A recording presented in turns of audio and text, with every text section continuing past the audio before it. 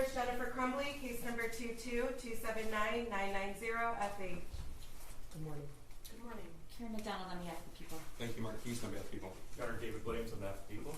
And good morning, Shannon Smith on behalf of Jennifer Crumbley. All right, you may be seated. As seems to be the theme, issues came up at the end of the day yesterday at the close of the defendant's direct examination, at which point I invited both sides to submit anything that needed to be dealt with in the morning or that you wanted me to consider for purposes of going forward with the cross-examination, correct? Yes, Judge. Yes, sir. Okay. And so, in the early morning hours, as is our habit in this case, I received a filing by the people. So I want to let the people make a record of that. Thank you, Your Honor. You can move the podium if you like. That's right, Judge. Thank you. Judge, as the court is aware, the issue of flight has been important from the start of this case. It was part of the bond motion. The allegation has always been by the prosecution that the defendant was fleeing from prosecution, that in contrast to the public statements by her attorney that she was not returning, that she was not turning herself in. We recognize that that made her attorney possibly a witness in her defense regarding flight. We pointed that out. We pointed out repeatedly. We asked the court to include that as part of the waiver.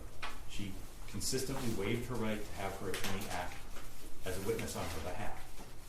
Yesterday, she testified that essentially her defense to flight is, I was in touch with my attorney. I was taking the advice that we were going to turn ourselves in, and I was just waiting on direction from you, speaking about Ms. Smith. Judge, under the case law in Michigan, in particular, I think how is helpful, she's waived the privilege. She cannot use that as a sword to present in her case as a defense to flight and then say, you can't see those messages. We're entitled to see if those messages are in fact consistent with her attorney's public statements and her testimony.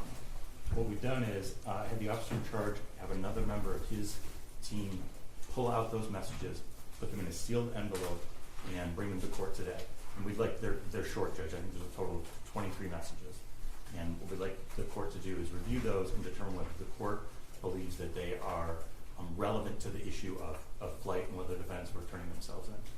Okay, well, there's been a number of phones with a number of extractions. I think I'd like Mr. Williams to go even further back because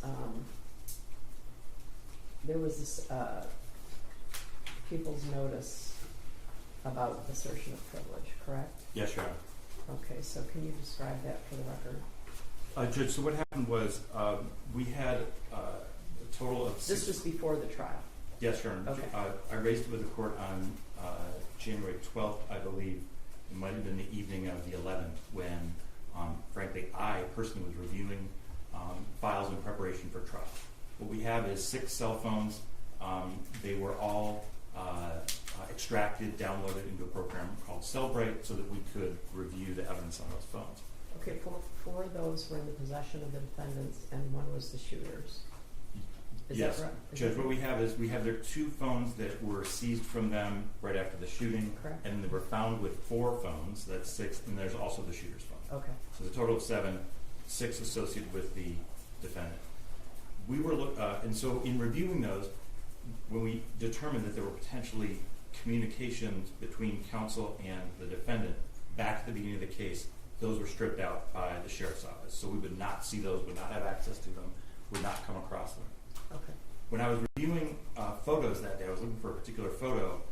I came across what appeared to be a screenshot of a message, and even from the screenshot, there were a couple of words that stood out to me. It was clearly relevant. I could not see who it was to and from. I opened it. As soon as I did, I could see Shannon Marielle at the top, and I closed it. Okay. That was inadvertent, but because I saw the timestamp on that communication, it was clear to me it was potentially relevant. So I brought that to the court's attention, to the defense attention, and said, do they want to assert the privilege? And they said, yes, you can't see that. Okay. We did no further investigation. Right. And so now the defendant has testified and she has waived the privilege. She's now relying on her attorney's advice and testifying that that's the basis for her claim that she did not flee. Right? May I respond? Yeah. Your Honor, I have not seen what the prosecution has uncovered. Well, they haven't seen it either. Okay. I don't even remember, honestly, what texts there were. I have no memory of this. But what I will say is when I had my client on the stand and I was asking her what her intentions were, I was asking her what her plan was, and I thought her testimony was going to be, I planned to go to Novi on this day at this time. I didn't plan for her to say, my attorney told me to do this. That was the plan we had. That was what I was in touch with Miss McDonald about, but she wouldn't call me back. Okay, I don't know why you keep telling us that. Well, I'm just saying, I didn't mean to open the door. So I would ask, I didn't mean for my client to open the door. I would ask the jury just be instructed that whatever was discussed with the attorney be struck from the record and move forward is... Wait a minute, struck from the record, what she already testified to? Yeah. That is not happening. Okay, then I object, Your Honor. I don't think that my client opened the door to all privilege being waived. And to be honest, I don't even know what they're talking about. So until everybody sees it, Okay, well, you want everybody to see it? No, I don't. I'm objecting to anyone Okay, what do you opening mean it. everybody's seeing it? Though he's specifically saying that there are potential texts between you and your client. So an investigator may have extracted this information, or presumably the prosecution has not seen it. But if it's a communication between you and your client, presumably you have seen it at one time. I don't know that it's between me and my client. It says Shannon Marielle on there. I don't know which of the phone numbers they saved. I don't know. Okay, I have don't no know. text on my phone, so I don't know. I went through to look through my own phone. I don't have anything. I don't know what they're talking about. Even the screenshot he sent, I don't know where that came from. Well, Judge, then Do you know obviously, which phone it's from? yes, it's from the defendant's burner phone. And we can tell that because of the context of the other messages on the phone. Okay, so it's her phone. That's Her phone, but I don't know who. At that time, Marielle and I were both in touch with Mrs. Crumbley, and It doesn't matter who it is. yeah. I'm just saying I don't know if Marielle sent texts. I don't know if they were. I don't know who the phone number is that's called Shannon Marielle. Okay, but I guess the thing we're grappling with here is whether or not your client, obviously the privilege belongs to her. The privilege is like the theme of this trial, right? So the privilege belonged to her. So really the question is whether or not she waived the privilege. I would have to say that this would be a dangerous precedent. To be honest, Mr. Williams, when we ended the day, as we do every day, with upheaval, I assumed that your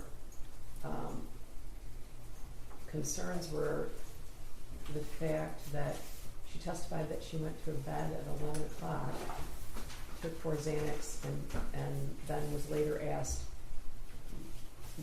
when the police came into the room, were you, this is an exact quote, were you aware there was anything going on? No, we were not.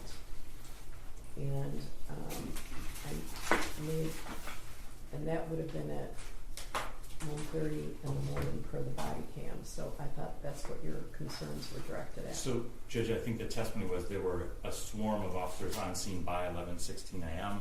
And then, in fact, if the Was there? Okay. PM, I'm sorry, PM. Okay, we were, I'm put in a difficult position because some of these transcripts are not immediately available. But I had my staff, who's probably on the verge of resigning, based on my requests of them, pull testimony of David Shaw. Didn't David Shaw say he was there before midnight, got the call at 11:30, was on call, it was 20 to 25 minutes away, was at the building an hour and a half to 2 hours before entered where the defendant was at 1:33.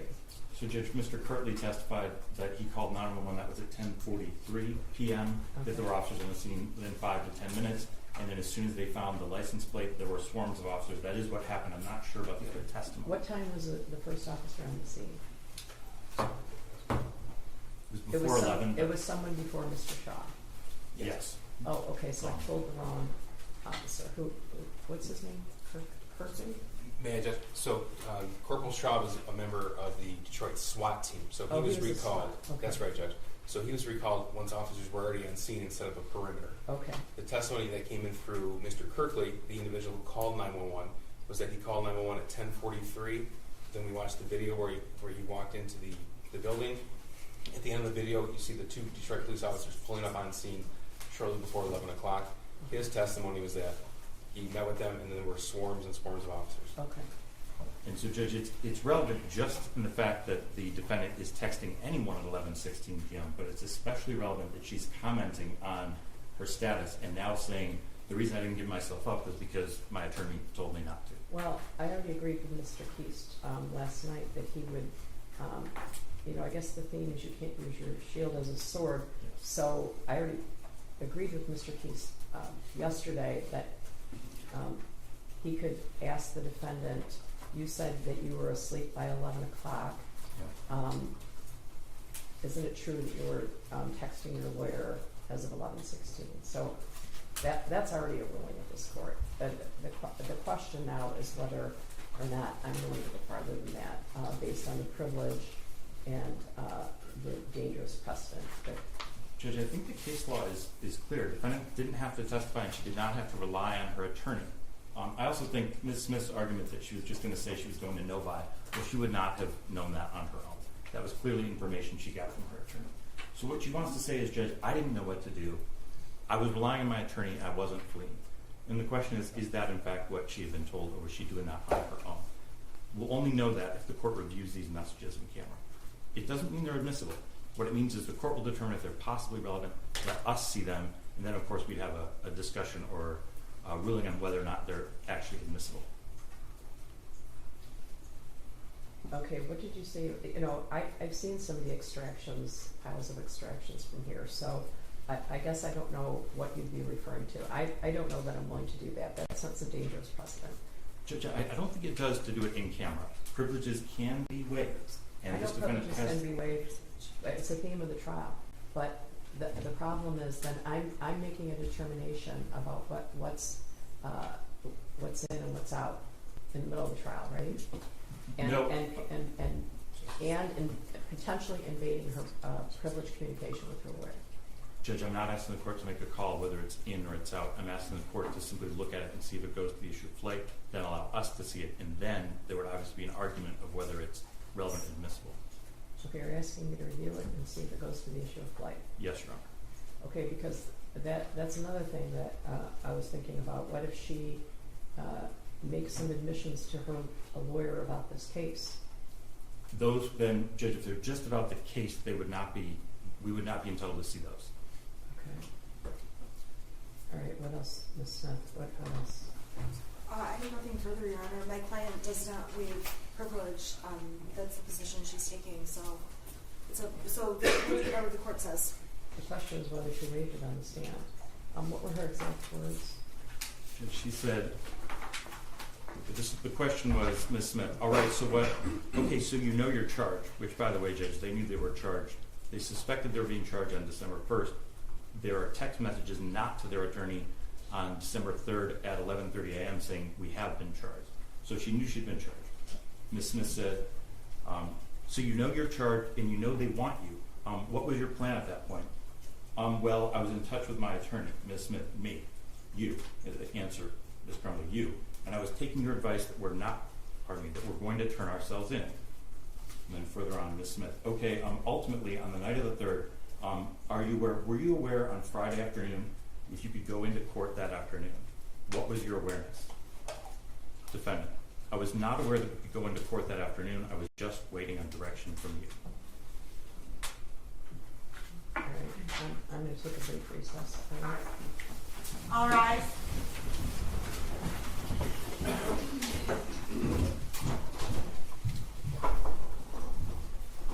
You may be seated.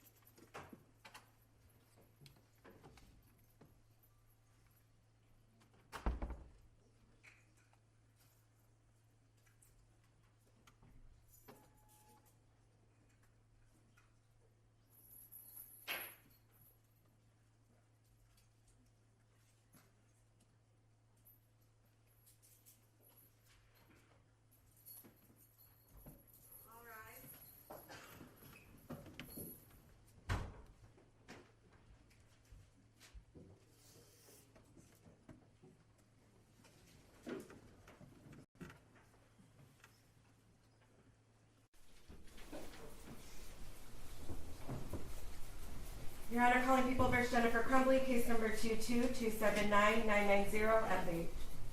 Good morning again. I want to indicate that I've done some research on this matter. I think that the privilege that the defendant holds is her absolute privilege and protects the constitutional rights. So I think this is a very serious issue, and reviewing these records could set a very dangerous precedent. However, I also note that the prosecution is requesting that the review be for a limited purpose on the issue of flight and not on the issue of anything else. How indicates that, and this is How indicates that a waiver is to be predicated not only when the conduct indicates a plain intention to abandon the privilege, but also when the conduct, though not evincing that intention, places the claimant in such a position with reference to the evidence that will be unfair and inconsistent to permit the retention of the privilege. It's not to be both a sword and a shield. And that's really what I'm grappling with. The claimant here would be the prosecutor, and I think if I didn't review these texts, that it could be potentially unfair to the claimant, that being the prosecutor on this limited issue. I can't tell you how reluctant and how much I do not want to do this, because I think that the privilege is so important. However, I've been told that this is going to be a limited review. The jury has been here since 8:30. And they've been here for 2 weeks, and I'm very conscious of that. So I am going to review the text for the purpose of determining whether or not there is reference in any way to flight. Your Honor, the text, as you said, my client has the privilege over. I'm asking that my client and I be able to also review whatever's being submitted in camera. Okay, well, here's the difficulty I have. If you go through my phone right now, you can find texts back to when the earth cooled. It's really hard to believe that you don't have texts from 2021 between you and your client. Your Honor, I don't. After a year, all of my texts delete it automatically, and I have it set to that because otherwise I get so many. I use my phone for personal and business. So Okay, they delete after a what's your year. position on her receiving an unredacted copy of these texts? The other thing is, I don't know if those were even sent to my phone. It says Shannon Marielle. I don't know whose phone it went to. Okay, here's the problem. Her testimony is, I was waiting for instructions from you. Okay, She but said at the time, both of us were representing Mrs. Crumbley. So, Judge, if I may, if they're not to counsel, then they're definitely not privileged. So that's one of the reasons. I have a screenshot, one screenshot I saw. If that's a fake for some other person, a friend, boyfriend, whatever it is, then absolutely it's not privileged. well, at that time, If it is Marielle with was counsel, here. I don't it know. needs to be reviewed. One other issue, Judge, this is a very narrow time frame. This is after noon on December 3rd, up to the point when they're taken into custody at 1:30 a.m. on December 4th. I haven't seen these, but I know it's a total of 23 messages, and I know how thick this is.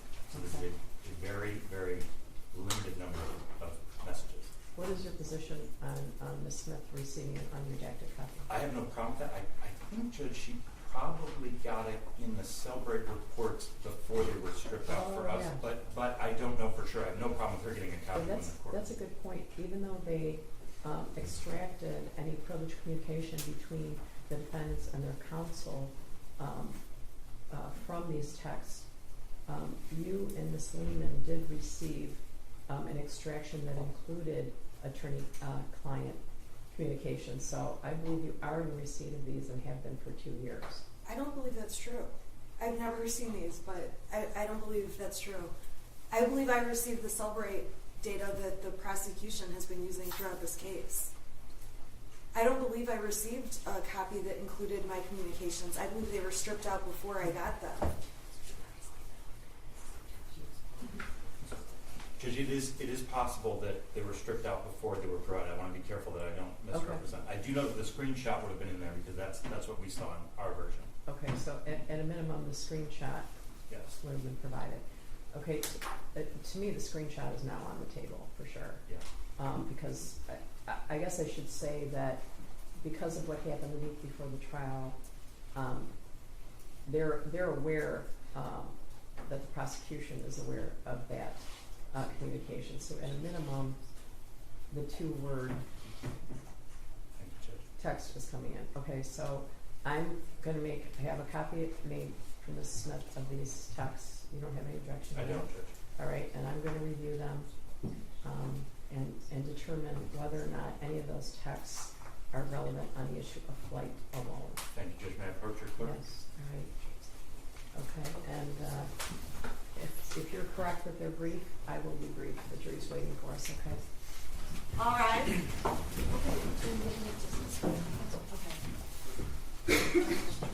Okay, that's fine. I just wanted Can she stay? they said that she can't. Cap is going to take her down after. Okay.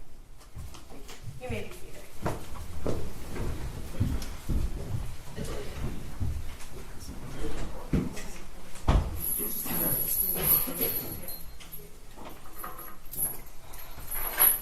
I have to remind again, and I do delete everything after a year. Well, it does it automatically. It started deleting like my photos after a year and it flipped out. I'm going to fix it because I take photos of my kids on it. All right, I'll see you in a bit.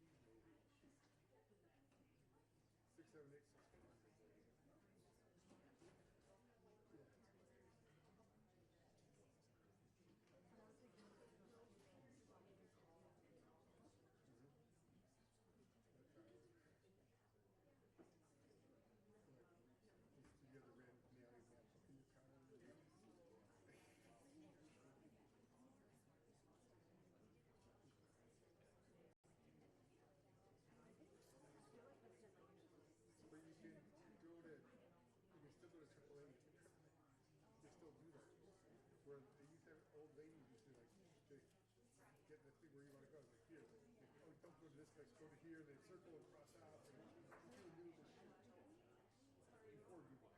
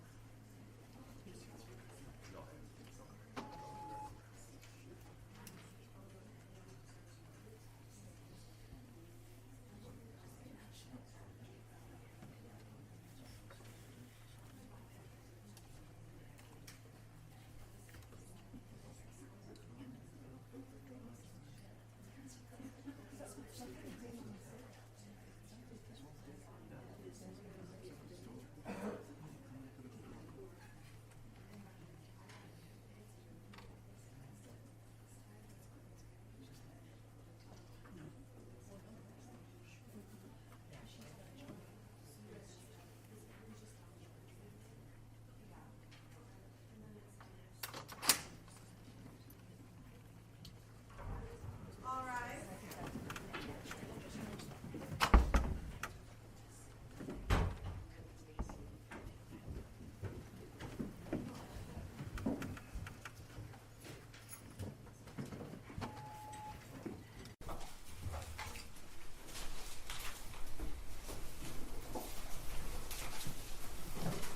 Your Honor, calling people over Jennifer Crumbley, case number 222799990 F8. Good morning again. Morning. Good morning.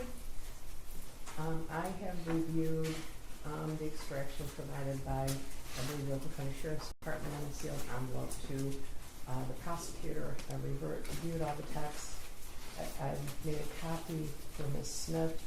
And Ms. Smith, do you have an objection to anything in the text chain? No, I don't. I would ask that if the text chain is used, that it just be admitted as well. Yeah, okay, so I am going to maintain a copy of the text chain in my own personal file, all right? And I'm handing a copy over to the prosecution. Okay. All right? So, Thank you, Judge. can we continue the trial? What do you think? Absolutely. Can we have just a minute to look at it? Okay, yeah, it won't take you more than a minute, but Okay. yes.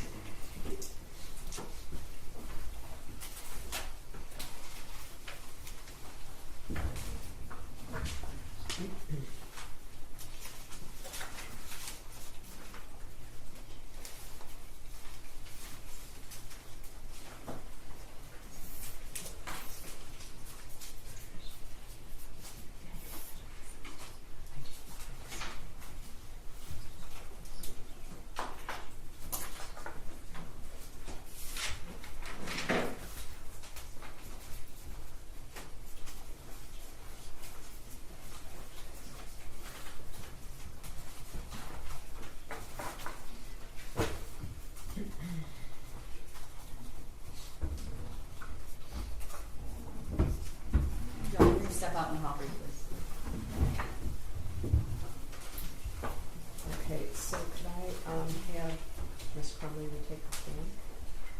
We just need a few minutes. We haven't seen them yet. It sounds like you're going to. Just give them a second. I gave them to us. We didn't object. Now they have. But they're pretty short. So. They're reviewing them, it should not take long.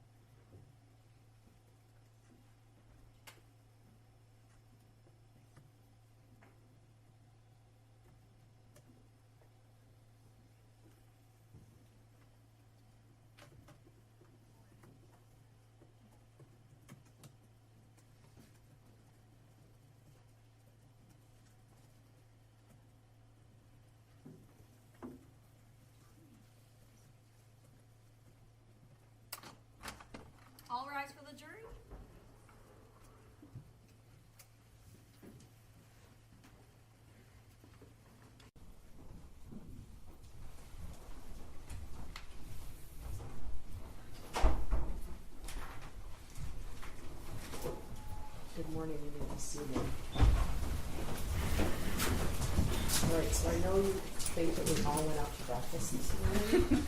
We did not. As I described for you in the beginning of the trial, sometimes things come up. If you need to take care of legal issues, I usually try to do that when you're not waiting for us, but that's not always possible. So I appreciate your patience. And we are going to continue on cross-examination. All right, Ms. Crumbley, could you raise your hand? Do you swear or affirm the testimony you're about to give as the truth so help you God? I do. Okay, you can put your hand down, and could you state your name again for the record and spell your first and last name? My name is Jennifer Crumbley, Jennifer Crumbley.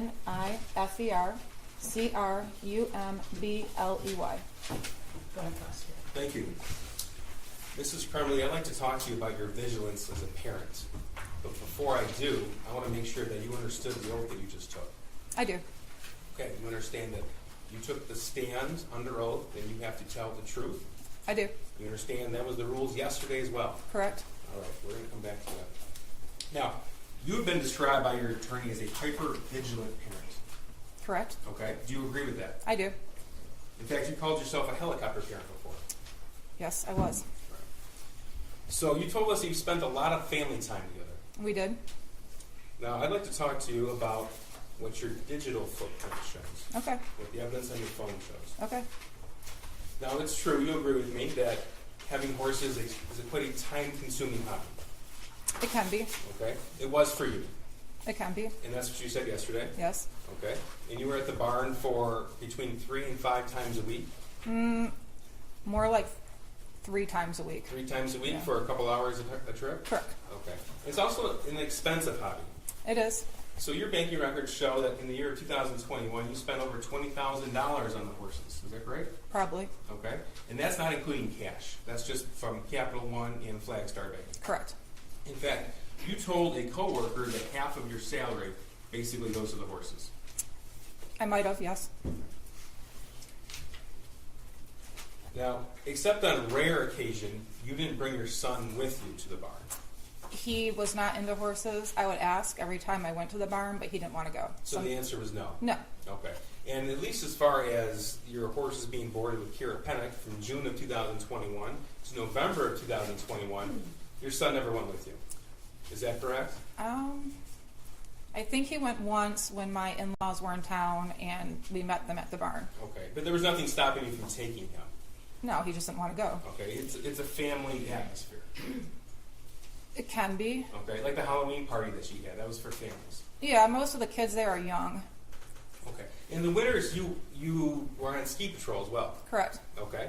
And that can be a bit of a time-consuming hobby. It can be. All right. And you would be on ski patrol between 1 and 2 times a week? It's a total of 10 hours a week. 10 hours a week. Okay. So how many days? I did doubles on Saturdays, so 1 day a week for me.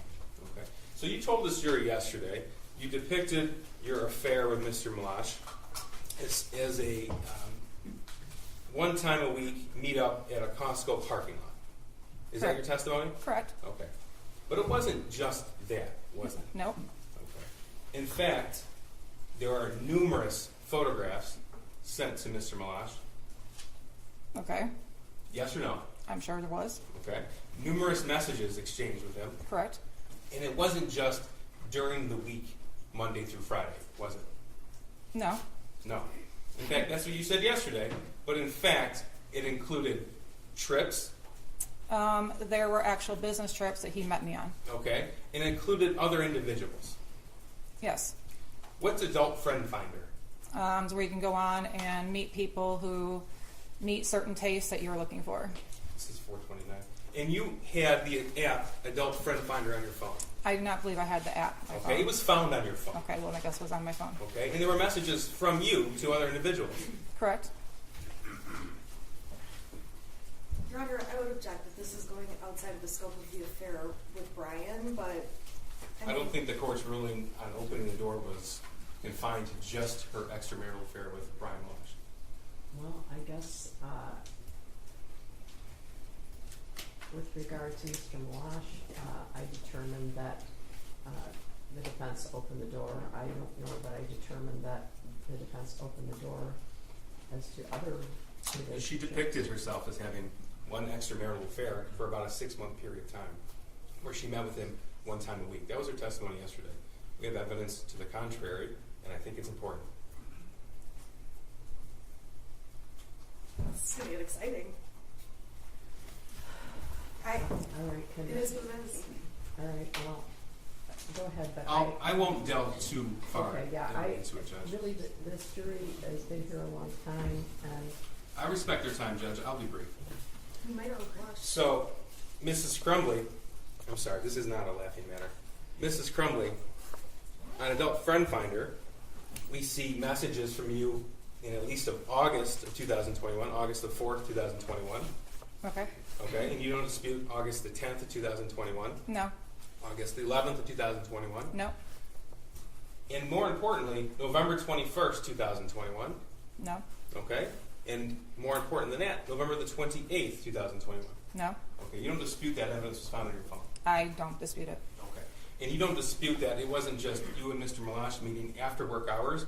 It was with you and Mr. Malash arranging with other individuals to meet after work as well.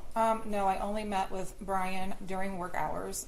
The times that we were at the hotel, I was on business. We did arrange for other people to meet us there. So Sunday, November the 28th. You remember that day? It was the day after you took your son to the shooting range. I don't remember it. You don't remember that day? No. 2 days before the high school attack? No, I don't remember what I did that day. Okay. Well, you were pretty specific in what you did on November the 27th with the firearm. You remember that? Correct. All right. Now, on November the 28th, 2021, you spent your time arranging a meetup with somebody on Adult Friend Finder. I never met anybody on Adult Friend Finder that day. Arranging a meetup. Oh, okay. I'm not just talking about the time that you spent physically with somebody. I'm talking about the time that you spent and devoted your energy to setting that up. Okay. And you'll agree with me, it's not just the time period at the Costco parking lot or the time period at the hotel or the time period on the trip, correct? That's the only time I met with people. Right. But that's not the only time that you devoted your own personal time and energy and focus to that, is it? I guess I don't understand what you're asking. Okay. Well, these meetups didn't just happen by themselves. You had to set them up. Correct. You weren't driven there. You weren't dropped off there. You set them up with somebody else. Correct. And that took your time and your energy and your focus to do so. I don't believe it took too much time and energy, no. Now, you told this jury that when your son texted you that he was seeing demons and bowls flying off the shelves, that was in the spring of 2021. You recall that evidence, right? Correct. You don't dispute that that was on your phone. No. You don't dispute that at some point you read those messages. No. And you don't dispute that your son said at least one time, "Can you please text me back?" Correct. Okay. You don't dispute that when you're at the barn, your other messages show that you can take pictures, send pictures, and receive pictures. Usually I'm at the barn. If I take pictures and I try to send them, they don't go through right away, or I won't send them until I hit a spot where I actually have service. So in Exhibit 423, the Facebook message chat between you and James, the chat that you deleted, there are a number of pictures that James sent to you from the barn of a horse in a conversation about that particular horse. Do you Okay. dispute that? No. Okay. And in fact, dozens and dozens of pictures of the like. I'm sure, yes. You're sure, okay. And those pictures were sent to you with a timestamp on that Facebook message chat. Okay. Do you dispute that? No. No. Okay. And then you responded in that same time frame. Do you dispute that? No. No. So that conversation with that picture that was taken at the barn was occurring while one of you were at the barn. I'm sure it was. Okay. Now, you don't deny that your son wrote in his journal that he asked his parents for help. You don't deny that evidence that was admitted. No, I don't. Okay. And you don't deny that he wrote in his journal that he now had access to the 6-hour 9mm handgun. I do not deny that. And you don't deny that the 6-hour 9mm handgun was in fact a murder weapon. I don't deny that. And you also don't deny that that gun was gifted by you and your husband to your son on November the 26th. Describe gifted. How about when you posted on Instagram his new Christmas gift? Correct. And I explained yesterday that it was for him to use at the shooting range. We didn't just hand him a gun as a here you go, son. It was something he could use when we went to the range as a family together. You don't deny that in April of 2021, you described your son as being depressed. I didn't describe him as being depressed. I noticed that he was acting depressed. You used the word depressed. Yes, he was acting sad. He was acting depressed. Okay. And you know what depressed means? It means a lot of different things. Well, to you, it meant depressed, and you wrote that. Right.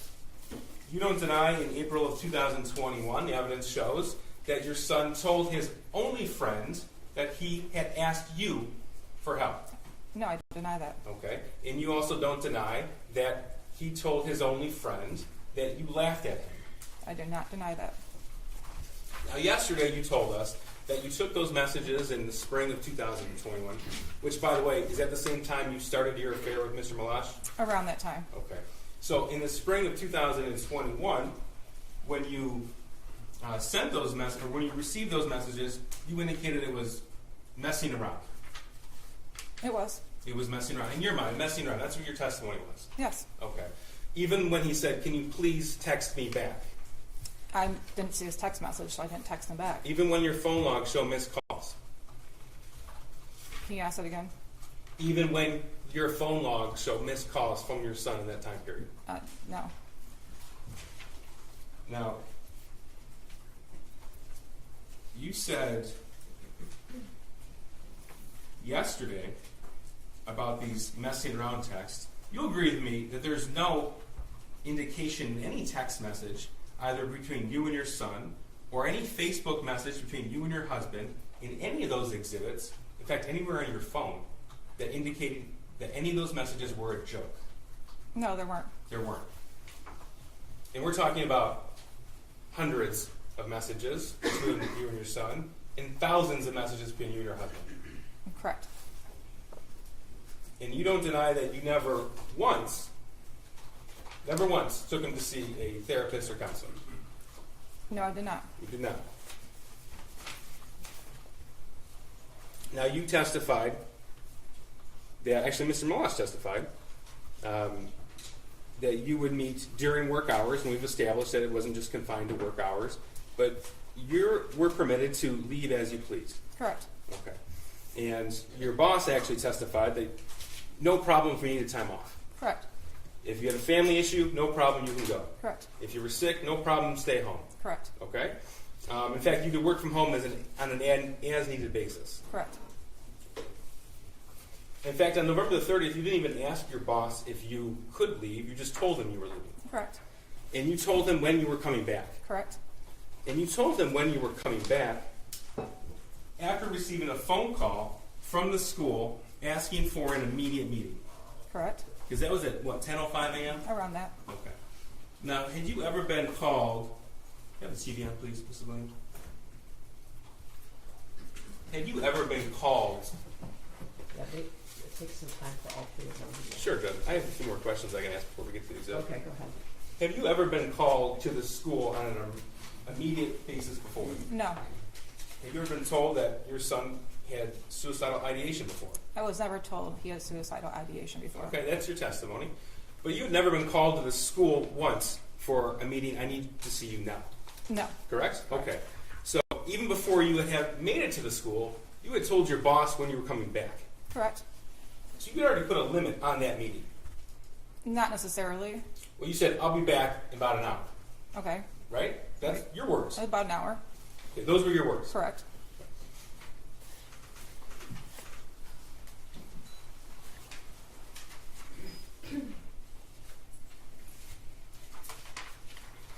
This is Exhibit 74. Do you see it? No, she doesn't. Oh. It's not on here. That's...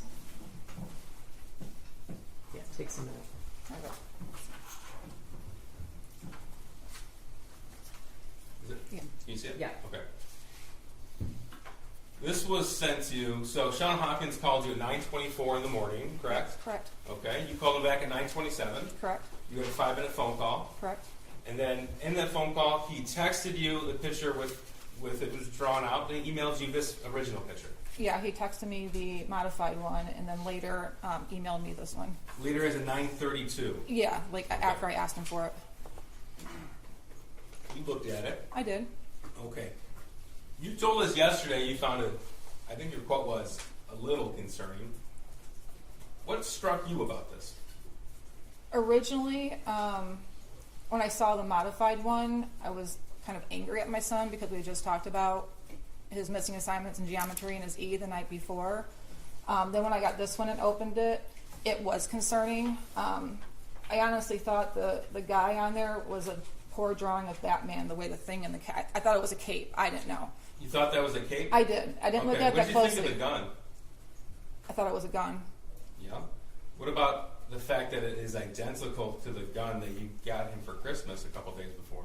I mean, honestly, it looks like a gun to me. I didn't even notice. Well, you took a picture of the gun. You posted it on Instagram. You know what it looks like. I do, but I didn't analyze it. You saw Special Agent Brandon's testimony. He described how it's identical. And you told us yesterday how your son was a good drawer. He's a very good drawer. Okay. What about the thoughts won't stop, help me? Did that ring out to you? Yes, that was what was concerning to me. Blood everywhere, and there's a bullet. And actually, you were the one who bought the bullets in November the 27th. Correct. You later came to learn that those bullets were used in the shooting. I did. Okay. So you said yesterday it was a little concerning, yet you told your husband emergency in all caps. Correct. That's why I left to go to the school, and I you said- texted him. And he wrote back, "My God, WTF." Correct. And then you told him he was distraught about last night. Correct. Distraught's an intentional word you chose. Correct. It's not sad. It's not a little anxious about school or his future. It's not talking about a video game. Distraught has a meaning. Correct. And you chose that word to send to him. Correct. So you went to that meeting. And this was November the 30th of 2021. And at that point, you'll agree with me that you knew prior to that day, the November 26th purchase day, that your son was wanting to get a 9mm. That's what you said yesterday. Yes, I knew that they were talking about getting one because they had Okay. rented it in the past. And you knew that he had shot one in the past. Yeah. Okay, and you knew that a 9mm is significantly more powerful than a 22. I did not know that until I actually shot it. Okay, well, your dad took your son with James to the shooting range when they visited in July of 2021. Correct. And they talked about how powerful the 9mm was because they rented one then. Okay. I don't know. Yes if I was, or no? I don't know if I was part of that conversation, but if it was, it didn't register to me. It registered.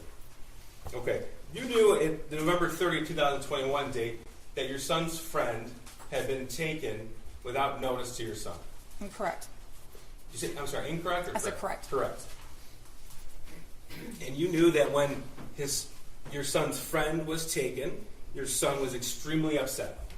He was upset, yes. He didn't go to school for a few days. I don't remember that. Okay. Well, if the school records show that he was absent for a few days after that, would you deny that? I wouldn't. Okay. And would you deny that he missed school because he was so upset? I don't know if he missed school because he was so upset or maybe he was sick. I don't know. Now, you told us yesterday and you acknowledged that that individual, that child, was like a second son to you. Correct. So he was the only one that your son hung out with. Outside of school, correct. Okay. Well, who did he hang out with inside of school? He named some names to me. I've never met them before, but he told me some group of kids that he sits and eats lunch with and he talks to in class. Did he ever visit their houses? No. Did they ever visit your house? No. The only other peer to visit your house was this student who left the state around Halloween 2021. At that time, correct.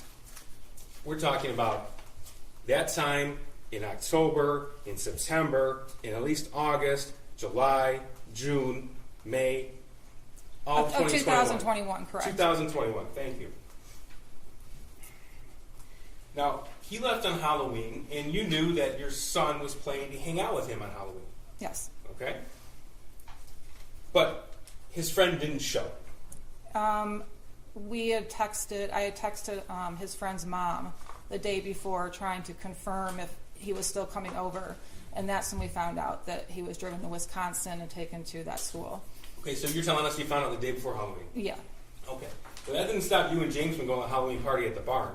I don't believe it was on Halloween. Well, that's what Kira testified It was the Friday before Halloween. If there was a picture with a date stamp on it, would you deny it? No. Okay. And it didn't stop you from after you left that party without your son, you went to another Halloween party. We did. And your son was home alone at that point. Yes. Mm-hmm. So you talked to us a little bit about your son's hobbies in 2021. But in November of 2021, so we'll start with November the 1st, 2021. You know that those hobbies were non-existent. And I'll go one by one. Okay, So you told us about bowling. correct. Bowling wasn't, the team wasn't in session at that point in time, was it? No, I think actually at that time he decided he didn't want to do bowling that year. Okay, so he stopped bowling the He sophomore did. year. He did. And it wouldn't have been bowling season anyway. I guess not, no. So one hobby you talked about yesterday, that was not in existence in November 2021. Correct, but we did still go to the bowling alley with him. Okay. And you said that he worked, but would you be surprised to learn that he only worked a few shifts post-COVID? No surprise at all. Okay. So he wasn't at work every day.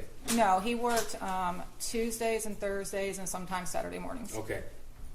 But not very often. No, not very often. A handful of shifts post-COVID, which of course March 2020 is when things shut down. He was working on a weekly basis. And you knew that he didn't have any friends. That's not the right way to put it. I knew he had friends, but no, he did not have many friends. You had never met another peer his age who he refers to as a friend. He actually had friends that used to come over prior to 2021 that he was still in contact We with. went through defense exhibits yesterday from 2019 to 2020. I'm talking about 2021, at least from the time period where he sent you a message that he saw demons in the house. Right. In 2021, the only friend that came to our house was the one that was Right. on the thing. So you knew to be true in November of 2021 that he had no peer support. I don't know what he had in school. He had told me he had friends in school that he talks to. Okay. You never met him though. No. Okay. And he didn't have any clubs at school he was a part of. No, not that year. So you told us yesterday that your son wanted to design video games. Correct. Okay. He wasn't in a robotics club or a coding club at the high school. He did take a coding class prior to 2021, and he was in a robotics after-school activity in middle school. Talking about in 2021. I'm just telling you, he's been in that before. Yeah. Now, despite what you have called yourself as a vigilant parent and a helicopter mom, you never decided in at least November of 2021 to look at his phone. No. No. Okay. That's despite what happened in the spring of 2021, right? What happened in the spring of 2021 did not concern me. Okay. Now, the one thing that seemed consistent with your son, to you at least, is his desire to obtain a weapon. Is that right? I wouldn't say that, no. He had a consistent desire to obtain a weapon. Not to me, he did not. Okay. You didn't know about the 9mm? Oh, I knew about it. Okay. You didn't know about the 22s? I knew about them. And in fact, you posted on Instagram that he got himself a 22 Correct. in June of 2021. Correct. And from that time up until the November 26, 21 purchase, he was wanting to get a 9mm. I know him and my husband had discussed getting a 9mm. I'm not part of those conversations. But you knew about it. I knew, but not that he was so, however you described it. I said he consistently had a desire to obtain a weapon. I know they consistently talked about it, correct. Okay. They didn't just talk about this is a gun, he talked about how he wanted the gun. You don't deny that. Oh, no. In November 26, you said you weren't there for the gun purchase. No, it was not. Okay. But are you telling us you didn't know it was going to happen? I did not know they were going to the gun store that day, no. Okay. But you knew that you were going to eventually get him a 9mm. No, I did not know that. Okay, so you're telling us that was a surprise purchase to you? It was a surprise to me that they went to the gun store that day. Okay. It was not surprising to me that they purchased a gun that day. And it didn't upset you that they bought a gun? No, it did not. It upset you that they cut into your Christmas tree shopping time, but it didn't upset you that they bought a gun? Correct. Okay. And you told us that it was, in your words, James's responsibility to take care of that gun. Correct. Now, you don't deny that, at least according to the cell phone evidence, the photographic and video evidence, you're the last adult to have possession of that gun. Correct. Okay. You were with him at the range on November the 27th. Correct. You saw your son shoot the weapon. Correct. You saw him shoot the last practice round before the shooting on November 30th. At the range? Yeah. Yes, correct. You saw how he stood. Honestly, that didn't mean anything to me at that time until this whole case came about, and I've learned what a shooter's stance is. So, He knew how to use the gun. yes, he did. Okay. He's used one before. In fact, he showed you how to use the gun. Correct. Okay. And the stance he took, you saw from the Oxford High School video, was the same. You saw that, right? I don't know. I can't compare it. I don't know. But you entrusted this responsibility. Will you agree with me that owning a firearm involves a great deal of responsibility and trust? I do. Okay. And you entrusted this responsibility to your husband, James. I did. If you look at Exhibit 423, that's the Facebook chat thread between you and your husband. It's pretty clear you didn't trust James with much. Would you agree or disagree? Depends on what you're talking about. Okay. Well, you didn't trust him to get out of bed on time. Correct. You didn't trust him to cut the grass when it was time to cut the grass. He would cut the grass when it got to a length I didn't like. I didn't trust him. You didn't trust him to update you on his whereabouts. There's a reason behind that. You didn't trust him to not turn off or turn on the Ring camera in your home. Correct. You didn't trust him to keep track of your son. Oh, I trusted him to track my son.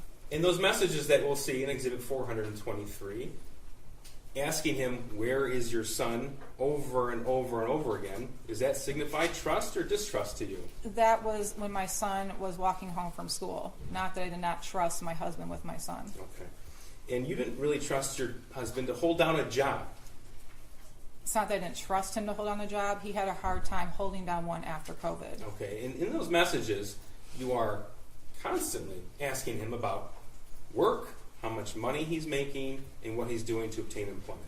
Correct. Okay. But this is the person you entrusted with a deadly weapon. I did. Why did you buy the Patriot defense rounds? Where are the? Oh, that's the ammo. That was the ones my son told me to purchase. I didn't know anything about it. I'd asked him, and he told me to purchase them. So you told the jury yesterday, I think you repeated it again today, that the gift was for target shooting only. Correct. Okay. Yet you bought 100 rounds of ammunition. Correct. And you only shot 50 while you were there. Correct. Okay. And those 50, at least according to some statements you made throughout the investigation, you put somewhere. The box of them, yes, I did. I hid them. Now, on November the 27th, when you came home, you posted pictures of the gun and targets to your Instagram account. Correct. And then, according to the location data, your location data, you left. I think that's when we went. Well, I don't know. I must have, yeah. Okay. Well, you don't deny that. I don't deny Okay. it. And your husband James was gone all day, according to his location data. I think so, yeah. Okay. And you saw in the evidence that in the picture you posted, there's an ATF pamphlet on handgun safety for children. Correct. Did you read that? I looked it over, correct.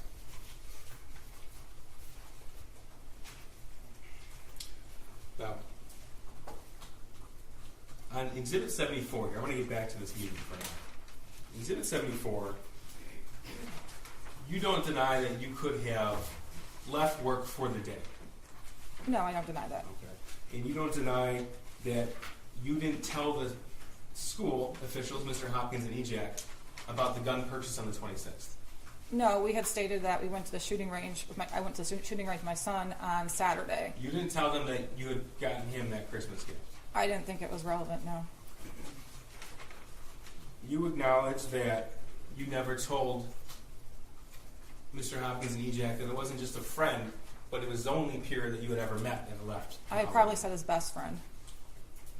You acknowledge that you didn't go home to look for that firearm after the meeting at the school. We wouldn't have a reason to.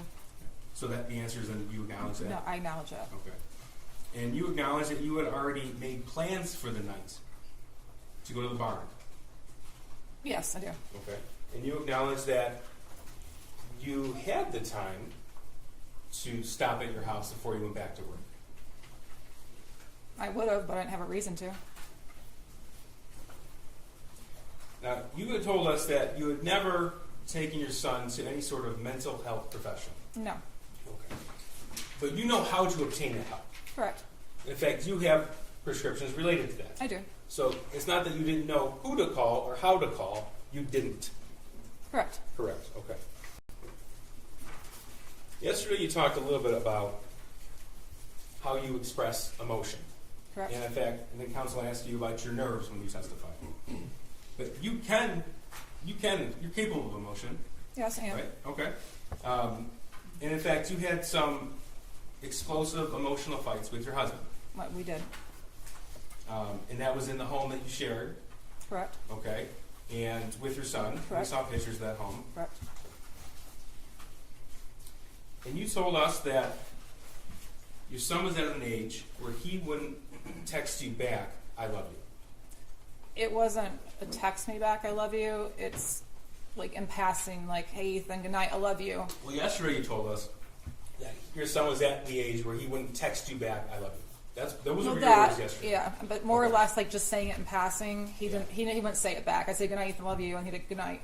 Okay. For him to text me that he loved me was abnormal. Abnormal. Correct. Okay. But you didn't respond to that text until 44 minutes later? No, I was in a meeting at work. Okay. And if you go through your entire text message thread between you two, the word love pops up how many times do you think? Between me and my son? Yeah. I have no idea. Okay. 3. Okay. The first is in reference to the game chess about a year before. Okay. And the other 2 times are right before your son committed this act and after the shooting when you responded. Does that surprise you? No. Your Honor, I would just ask if there could be a foundation for the dates of those texts, because I feel like we got just a few texts. Okay, well, I think he did you specify the date? I did, Judge. Two of the times were before and after the shooting, and the other time was when? About a year prior. I could pull the date if counsel would like it. And I'm also wondering if what the data he's relying on is coming from Jennifer's phone where she deletes all her texts, or if it's coming from the shooter's phone. Because the prosecution's asking questions, I just want to know the foundation. Oh, sure. Let me clear that one up. It's from your son's phone. So all the messages would be contained there. You don't deny that information would be accurate. No, I don't deny it. Okay. Now, What time you period? told us that She said he asked if the chess one was a year earlier, and the other 2 were close in time to the shooting. the day of the shooting. Yeah, I know. I'm asking, Those have been admitted in evidence. do we know? Wait, what's the question? Okay, but he's asking about the text overall, which have not been admitted into evidence, and I don't know that the text chain has all the texts. There is no foundation that what Mr. Heese is looking Judge, at. in cross-examination, All the texts. if He's the asked if thank is you. that wrong? Would you argue with that? That's what he's asking. I mean, there are people. I know she just doesn't know what. Hold on, it is. counsel can't testify. Yeah, she can't testify. Well, there are people that end every conversation with love you. Yeah, Right? I'm with that. Okay, so, and there are people who don't, right? So he is asking what's normal for them, and would she be surprised that how many times that appeared? Yeah, I'm She's just the asking. I get that, and I get that it's not common. I'm just asking. what Judge, this is argument. I'm just Counsel can asking argue what whatever she wants to. period of What's her- text this is Like, from. you have redirect. Okay, well, Right. she doesn't know what he's even basing his questions on. Is How, my point. okay, Well, it is inappropriate for counsel to Okay, she suggest to the can say, I court don't what know. she or does not know. She can say I don't know, or Okay. she can also say I don't understand the question. She Okay. can say that too. Mrs. Crumbley, if you don't understand the question, ask Mr. Peace to clarify it. Okay. All right? All right, thank you, Judge. Now, yesterday, Mrs. Crumbley, you talked about going into planning mode. Yes. Okay. And that was in reference to counsel asking you about emotions and how you express emotions. Correct. Right. So, I want to talk to you about your planning mode and your priorities from the time that you were arrested. Okay. Now, your phone calls were recorded from the time that you were arrested until now. Do you Correct. know that? You Yeah, know that, right? I knew that. You know that, okay. And your priority on your first phone call, December the 4th of 2021, was on your animals and the cash recovered from the art studio. Do you deny that? I don't deny it. Do you deny that it wasn't until 10 days later and 14 calls later that you even mentioned your son? Do you deny it or not? I don't, but I was under the impression that I couldn't mention him because I could get flagged at the jail. Well, you mentioned him in later conversations, I did. okay? And in fact, in one, a year later, March 25th of 2023, you said he just needs to man up. Do you recall that? I do not. Okay. Do you not deny that you said it? It sounds like something I would say. In December of 2021, your concern was about a GoFundMe. Do you remember that? No, I do not. I'm going to play this for you. Ms. Williams, can you have the volume up, please? Is this submitted as an exhibit? This is impeachment, Judge. If you're not asking for two.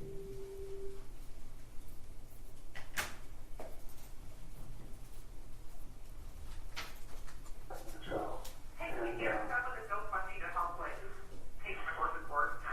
Well, there's no, Jennifer, that's, I just mean like you know that for speaker base, but I know there's a lot of people that call the lawyer ask about the welfare of my horses. So I mean, listen, I'm throwing shit against the wall. See what's fixed. what's that? I'm just throwing shit against the wall to see what's Oh, fixed. I know. Okay, that was between you and your dad. Correct. Okay. And you asked him to set up a GoFundMe to pay for the board of your horses. I did, yes. You were concerned about other things related to yourself around that time, weren't you? Is Yeah, this still planning mode? I believe so.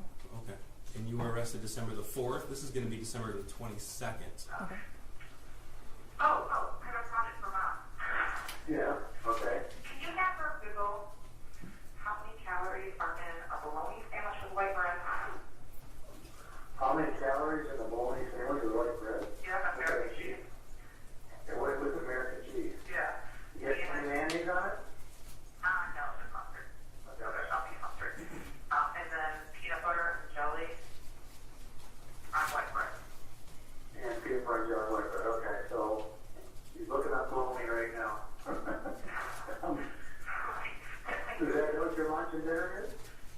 For the most part, yeah. And the other stuff, my cereal is now comes in an actual Well, container. there's American cheese, yeah, American cheese. And an apple and a banana. Because they really Okay. they're carb loading me, and I want to make sure I stay at like 1,000 to 1,200 calories. No, I know bananas are 100 calories. Is it okay? What about an apple? Yeah. So the sandwich is 140 calories.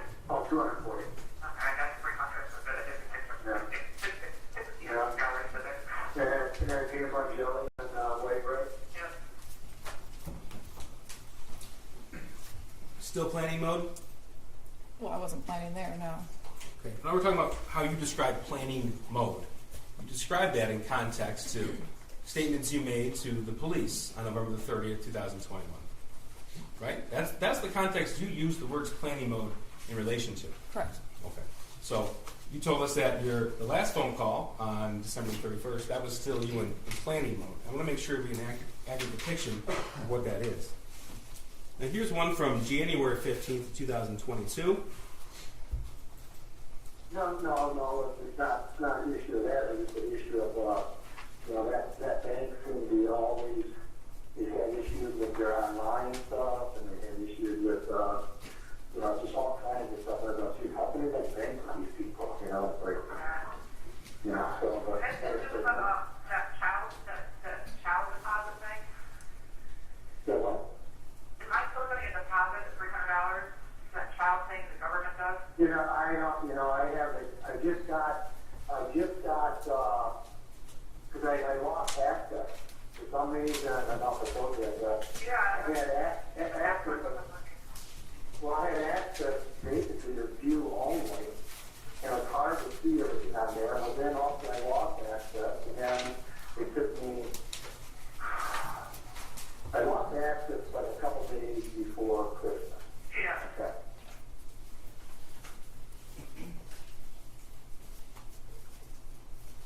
Okay. Is that still planning mode? We were talking about filing my taxes if you played the whole thing. You were asking about your child tax credit. If you're still going to get that $300. My dad was doing my income taxes for me.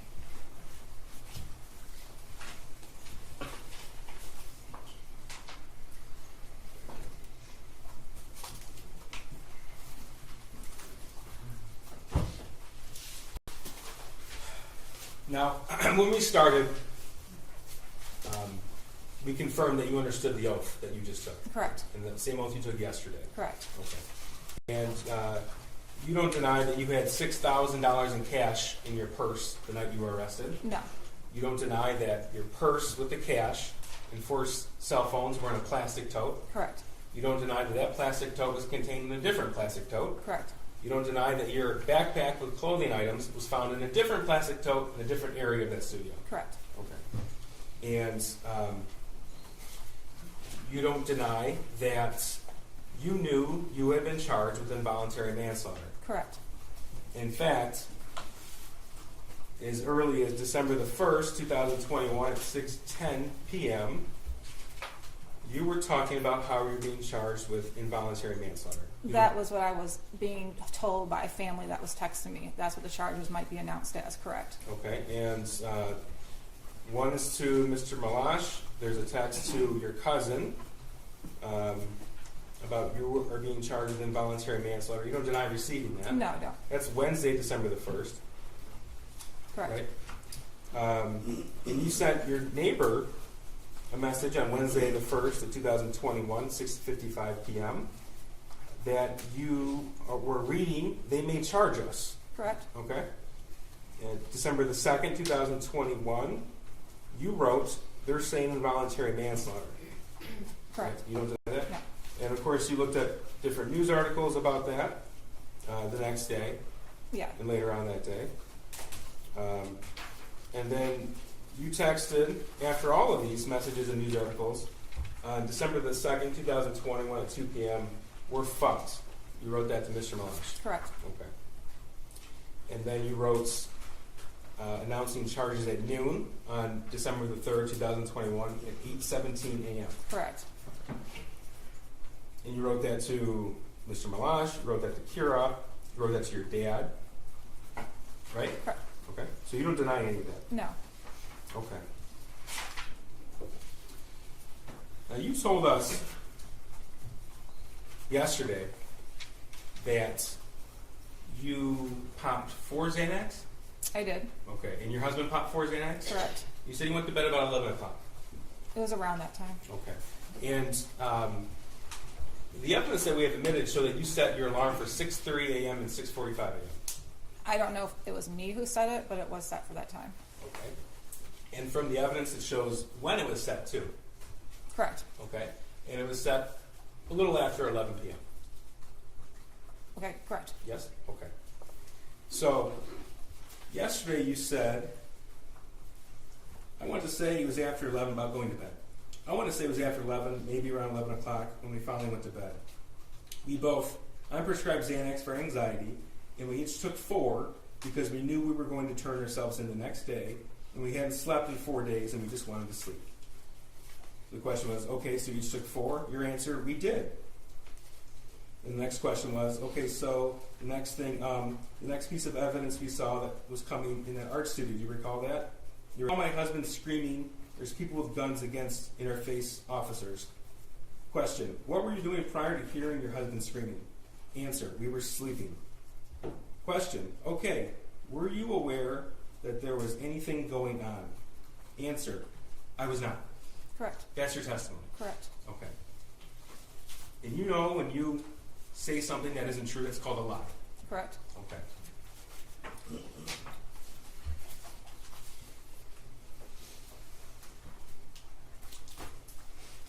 This is going to be Exhibit 430. Council does have a copy. Is it The entire thread. perfect? No There you objection. go. Oh, thank you. Judges of the court have a copy? Is this today's? Yes, Judge. Okay. Any objection? No. Okay. Mrs. Crumbley, you knew the police were there. 4:30 is admitted. Thank you, Judge. Not until I woke up, no. Not until you woke up. Correct. Okay. Now, we heard testimony yesterday, or throughout the trial, that 911 was called at 10:43 p.m. You recall that? Yeah, I saw in the video, correct. Okay. And on the video, the first officers arrived before 11 p.m. Correct. Okay. And either you or your husband, we couldn't tell from the video, but you tell me, was it you or your husband out there smoking? That was my husband. Okay. So your husband walks in shortly after the 911 caller walks in the building to call 911. Correct. That was on the video. Correct. Okay. And officers arrived. And then we've heard testimony from Mr. Kirtley, who had a studio there.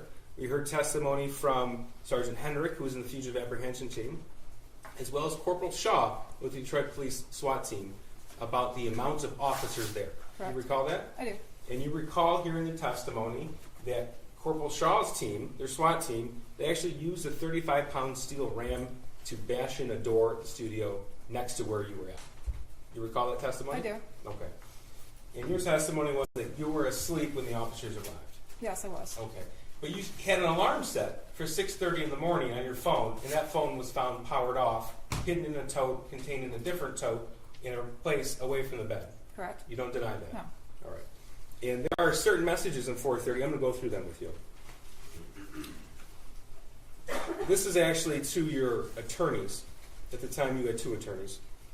Marielle, this is Jennifer's phone. James and Jennifer are using Jennifer's phone now. That's it. December the 3rd, 2021, 6:04 p.m. Do you recall that? I don't, but I don't deny You don't, it. okay, you don't deny it. No. Okay. Your next message, the other phone broke. That's December the 3rd, 2021 at 6:04 p.m. The response was, when you can, we would like for you to call us. That was from either Ms. Smith or, at the time, co-counsel Mary Elaine. Correct. Your response, I'm sorry, this is from Mary L. Thank you. Shannon is calling you both shortly. Okay. At the top it says to and from. I'll make sure I identify for the record. From Shannon, Marielle and I are going to come get you guys in the morning. We do not think it will help to make a statement that you're coming back now or that it will be tomorrow a.m. We can say that we told everyone you were coming back, and as of tomorrow a.m., you are back. That's Friday, December 3rd, 2021, 7:02 p.m. Correct. Right? Okay. So that's after James had already moved the car around and backed into that parking spot. I believe so. All right. From Shannon, we can show them that everything we said was going to happen did happen. That's Friday, December 3rd, 2021 at 7:02 p.m. Right? Right. Your response, okay, that's at 7:03 p.m. From Shannon, I'm going to drive home from my office right now and call you guys in about 40 to 45 minutes so I can get all the bond factor information written down for Marielle and me. That's Friday, December 3rd at 7:36 p.m. Correct. Okay? Your response, okay, we'll be waiting, 7:37 p.m. Shannon, I'm going to call in 1 minute. That's at 8:54 p.m. that Friday night. Your response was okay. You recall? I don't, but I don't deny it. But you don't dispute the records. Correct. The next message you send was, think we might have found, don't know, just heads up, please check. December the 3rd, 2021, 11:14 p.m. That was written, but I do not believe it was written by me. Okay, you don't remember. Well, you told us you don't remember any of these text messages. You just Right. specifically I don't remember this read one? read through it, but You don't deny that this was on your phone, what we refer to as the burner or track phone. correct. We You were don't both deny that. we were both using that phone at the time because my husband's broke. Okay. And then you wrote in quick succession, don't know, 11:16 p.m. We might have been found, 11:16 p.m. Laying low, 11:16 p.m. You don't deny that these are the records? No, I don't. Okay. Response from Shannon, oh shit. Friday, December 3rd, 2021, 11:16 p.m. Now we know from all of the objective evidence, the testimony, the video, everything that the officers testified to, they were on scene before 11 p.m. You don't deny that? No, I don't. You don't deny that there were hundreds of officers on scene? I don't know how many were on scene. Okay. How many did you see when you got pulled out of the art studio? Honestly, I don't know. It all happened so fast. I knew there was more. There was a few. There was more than a few, but not You saw the body hundreds. camera footage. Right. Okay.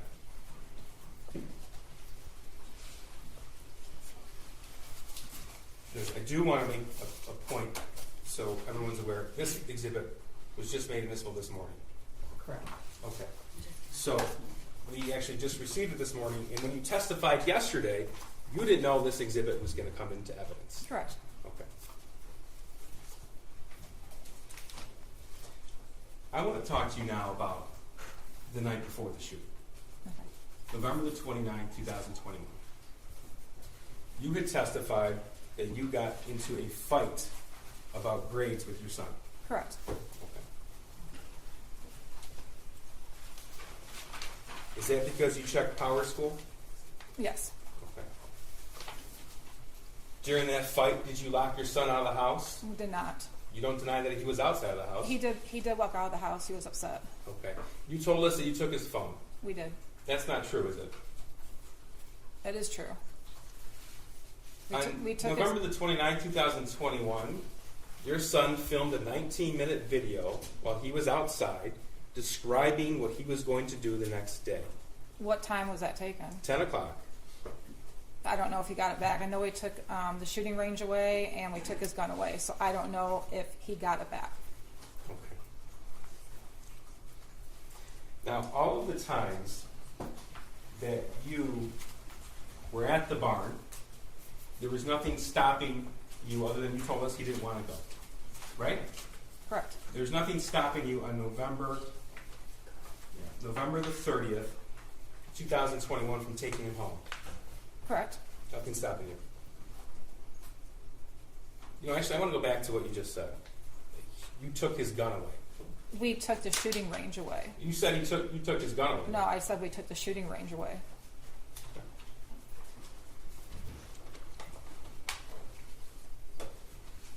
Your son could have been with you those 3, 4, 5 times a week when you were at the bar. He could have, yes.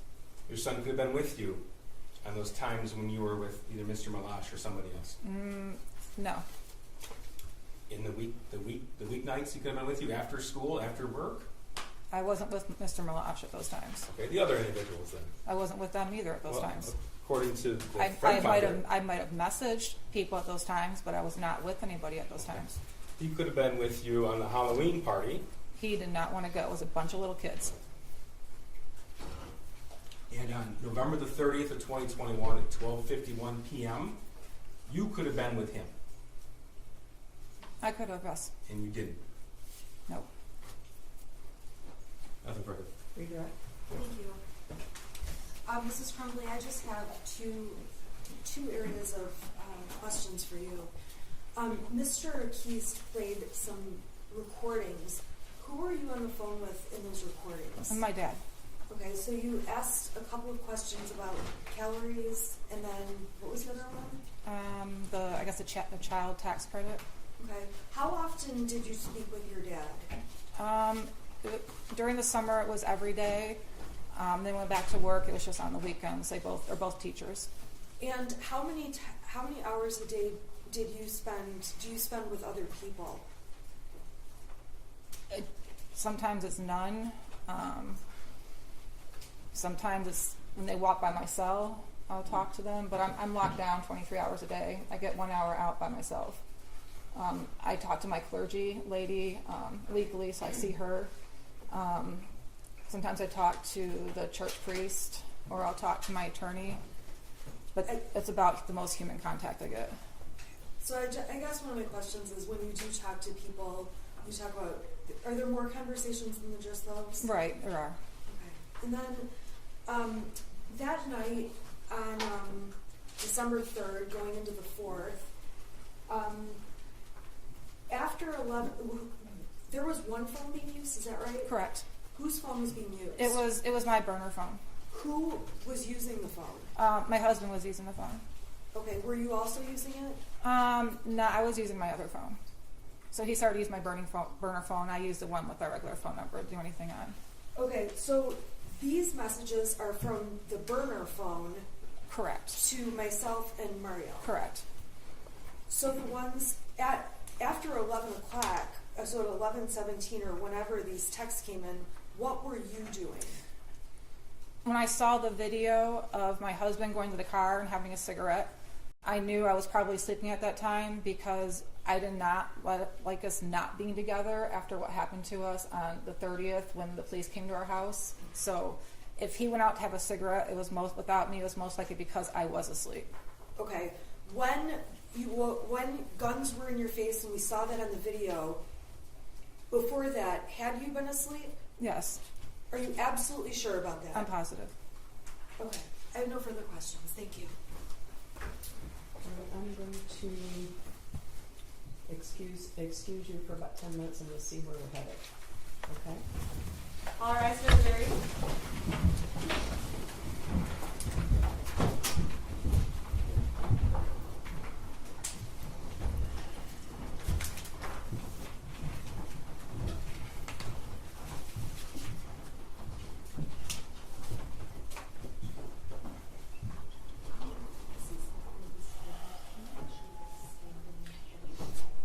All right, you may have a piece seated. You can rejoin your attorney.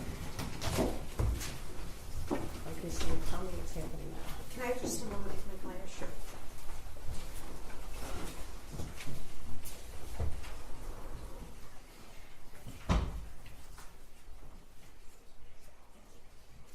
Your Honor, at this time the defense rests and we're ready for closings.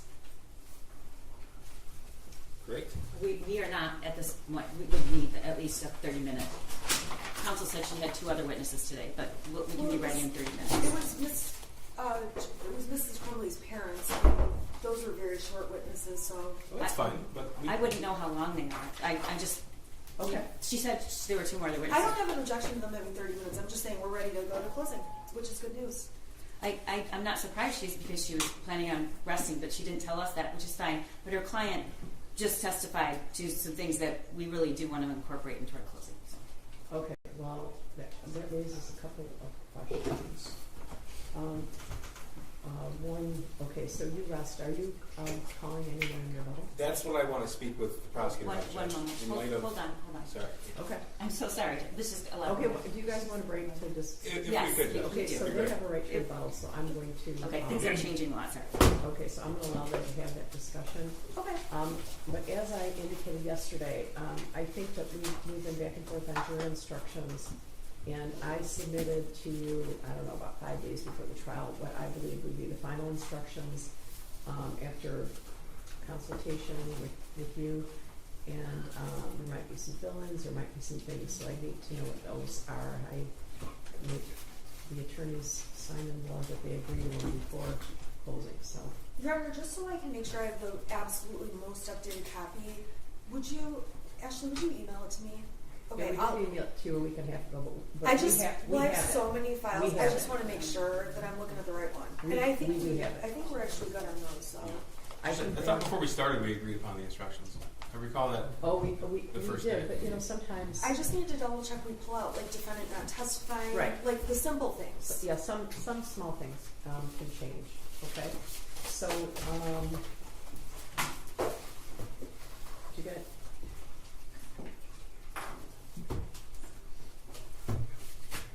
Do you wanna get back to me shortly and let me know if you're gonna have rebuttal? Yes. Yes, Judge. Okay, because that will, determine what we do next and when we do it. Sounds good. Thanks, Ron. All right. All Thank you, right.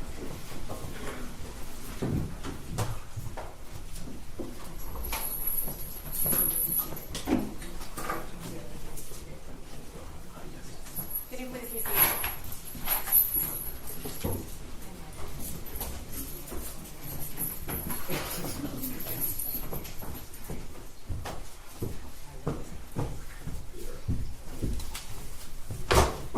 You guys have the jury instructions, right? Yes.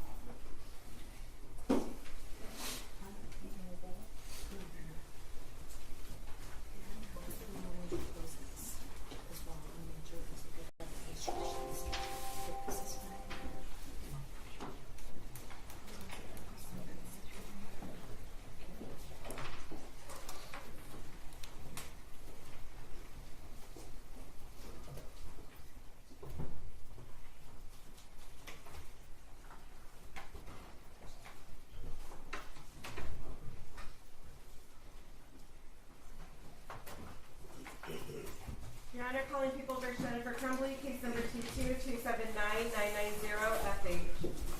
Karen McDonald on the Action People. Thank you, Mark Keith, on behalf of the people. Thank you. I'm Shannon Smith on behalf of Jennifer Crumbley. All right. We previously drafted jury instructions, and there was briefing and comment on the jury instructions.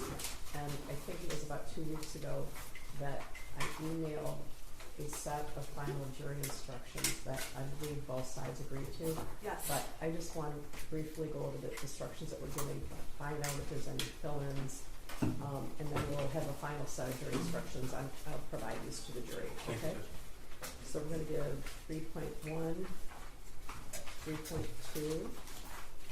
We're taking out 3.3. Yes, sir. All right. 3.5.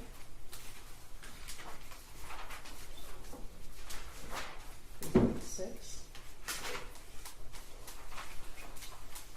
3.7.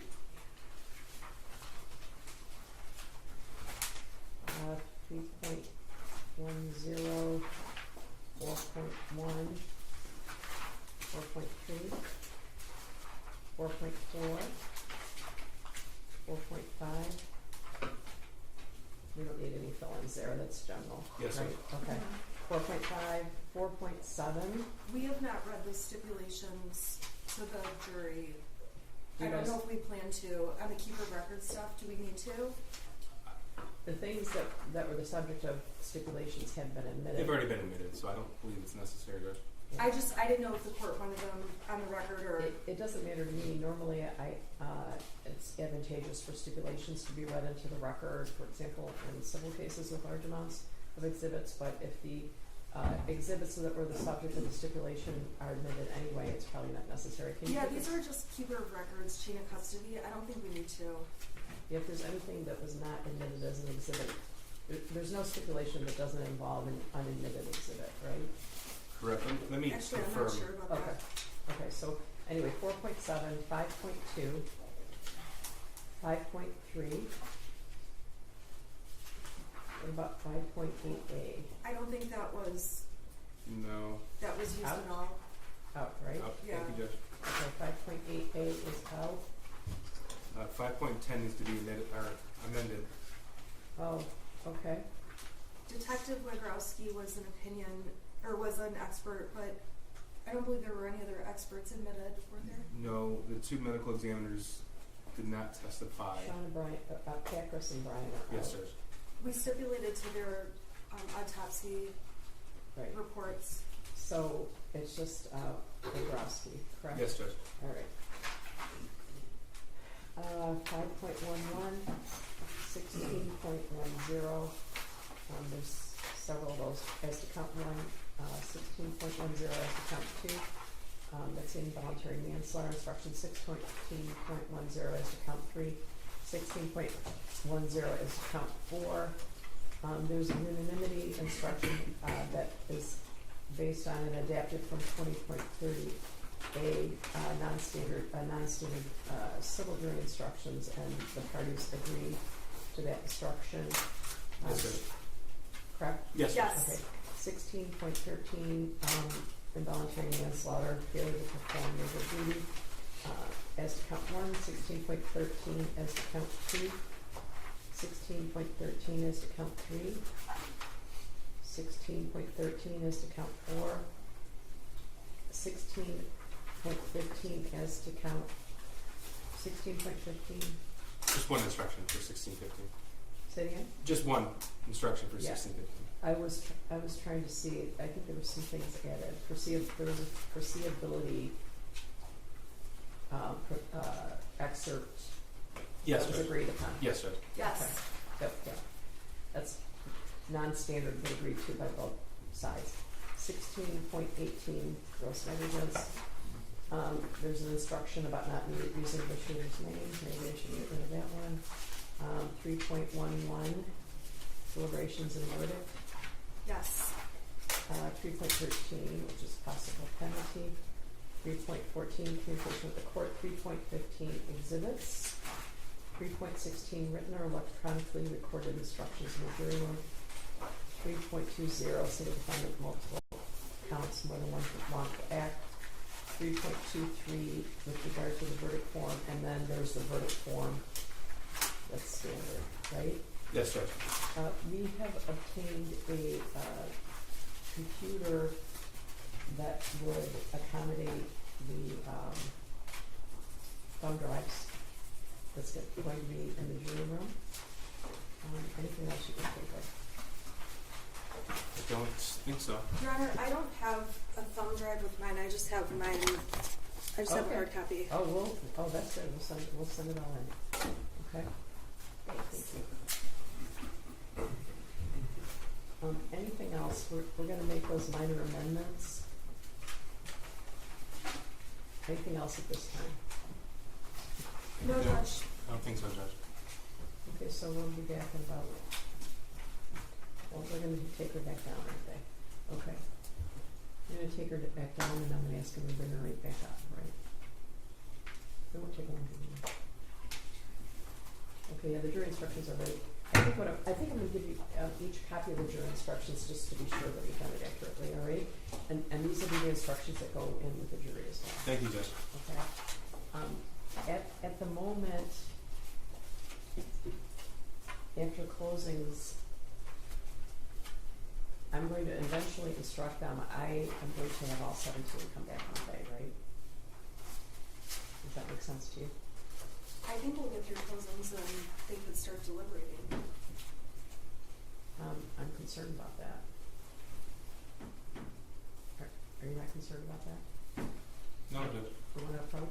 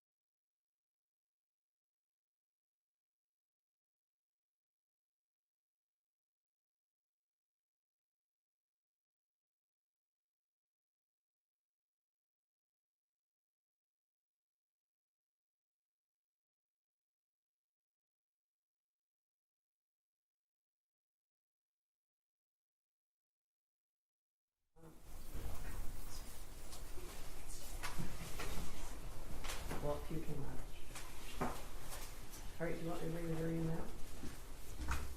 Sure. Are you Yes, okay with please. that?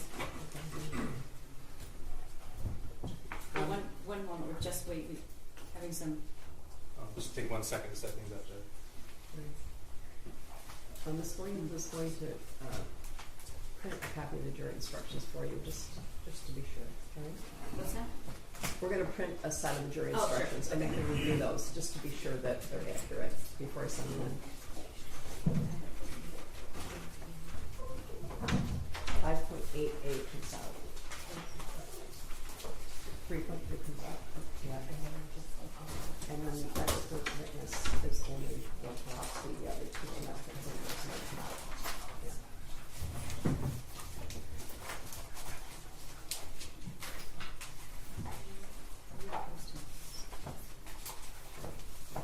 Okay.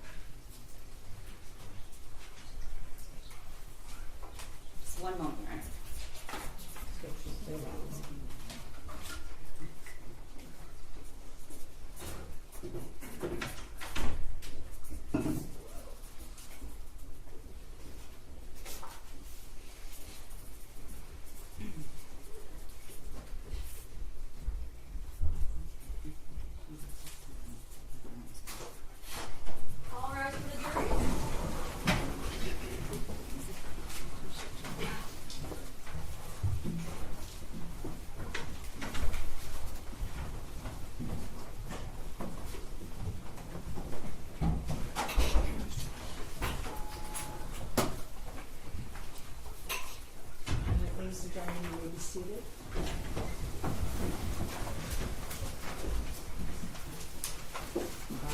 Ms. Smith, am I correct that you rest? Yes, thank you. Prosecutor, any rebuttal? No rebuttal. All right. Ladies and gentlemen, the evidence in this matter has been concluded, and now you're going to hear closings. I want to remind you that closing arguments are just that. They are how each side sees the evidence in the case. The closings themselves are not evidence. Because the prosecutor has a burden of proof, the prosecutor also has a right to rebuttal after the defendant's closing. All right? I think you're going to hear certain elements, again, of the crime charged, the crimes charged, and I'm going to be giving you written jury instructions that list those, just so you know. All right? Prosecutor?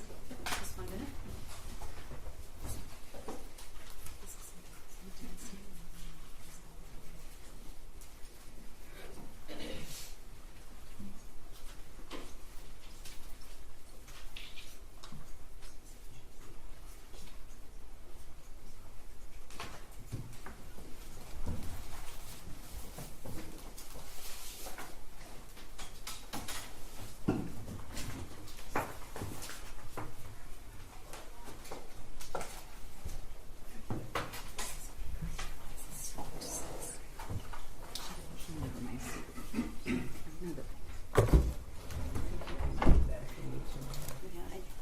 Seems like a good idea, but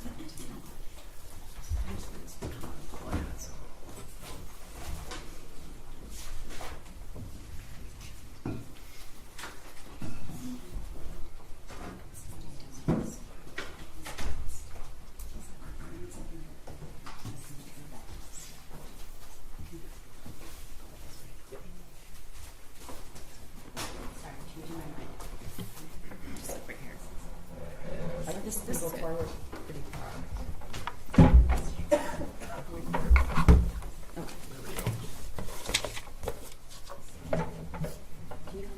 Where would you like it? just that way. You want it still facing this way? I want it like almost in front of the witness box. Sorry about that. Okay, thank you. Good afternoon. We told you in jury selection it was going to be 3 weeks, and it's now been 2 weeks, so we're a little bit ahead of schedule. This is our time for our closing argument, and I'm going to spend some time going through the evidence, and I'm going to spend some time going through the elements of the crime. I want you to know that I have been watching you diligently, taking notes and listening. So what I'm not going to do is spend a lot of time repeating everything that was said from the witness stand, because I know that you all listened, and I also want you to know that I really appreciate that, and I know the court does too. I told you during jury selection that it wasn't going to be easy, and it was not easy.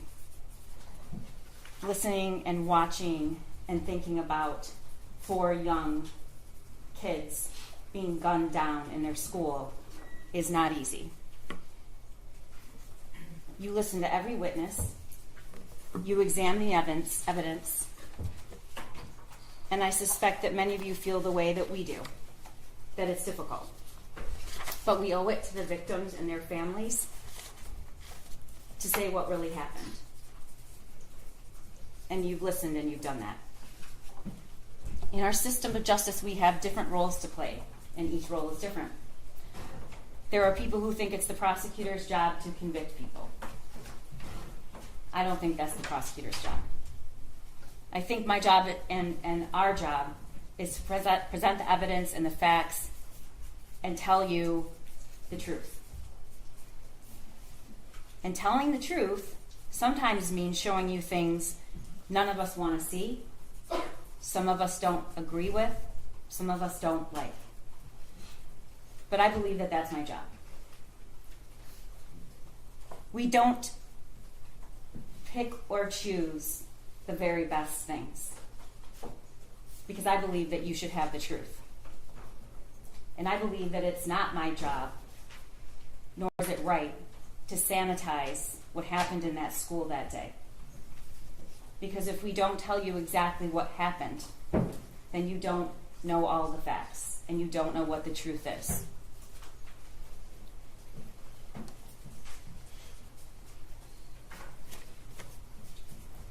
My job here, our job, that I believe we have done, is to meet our burden to prove that Jennifer Crumbley is guilty of 4 counts of involuntary manslaughter.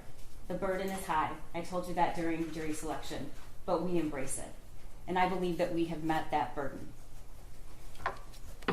It means that you had to sit and listen to a lot of very emotional things, a lot of emotional people who sometimes aren't emotional, but we're emotional for this. Because what happened on that day,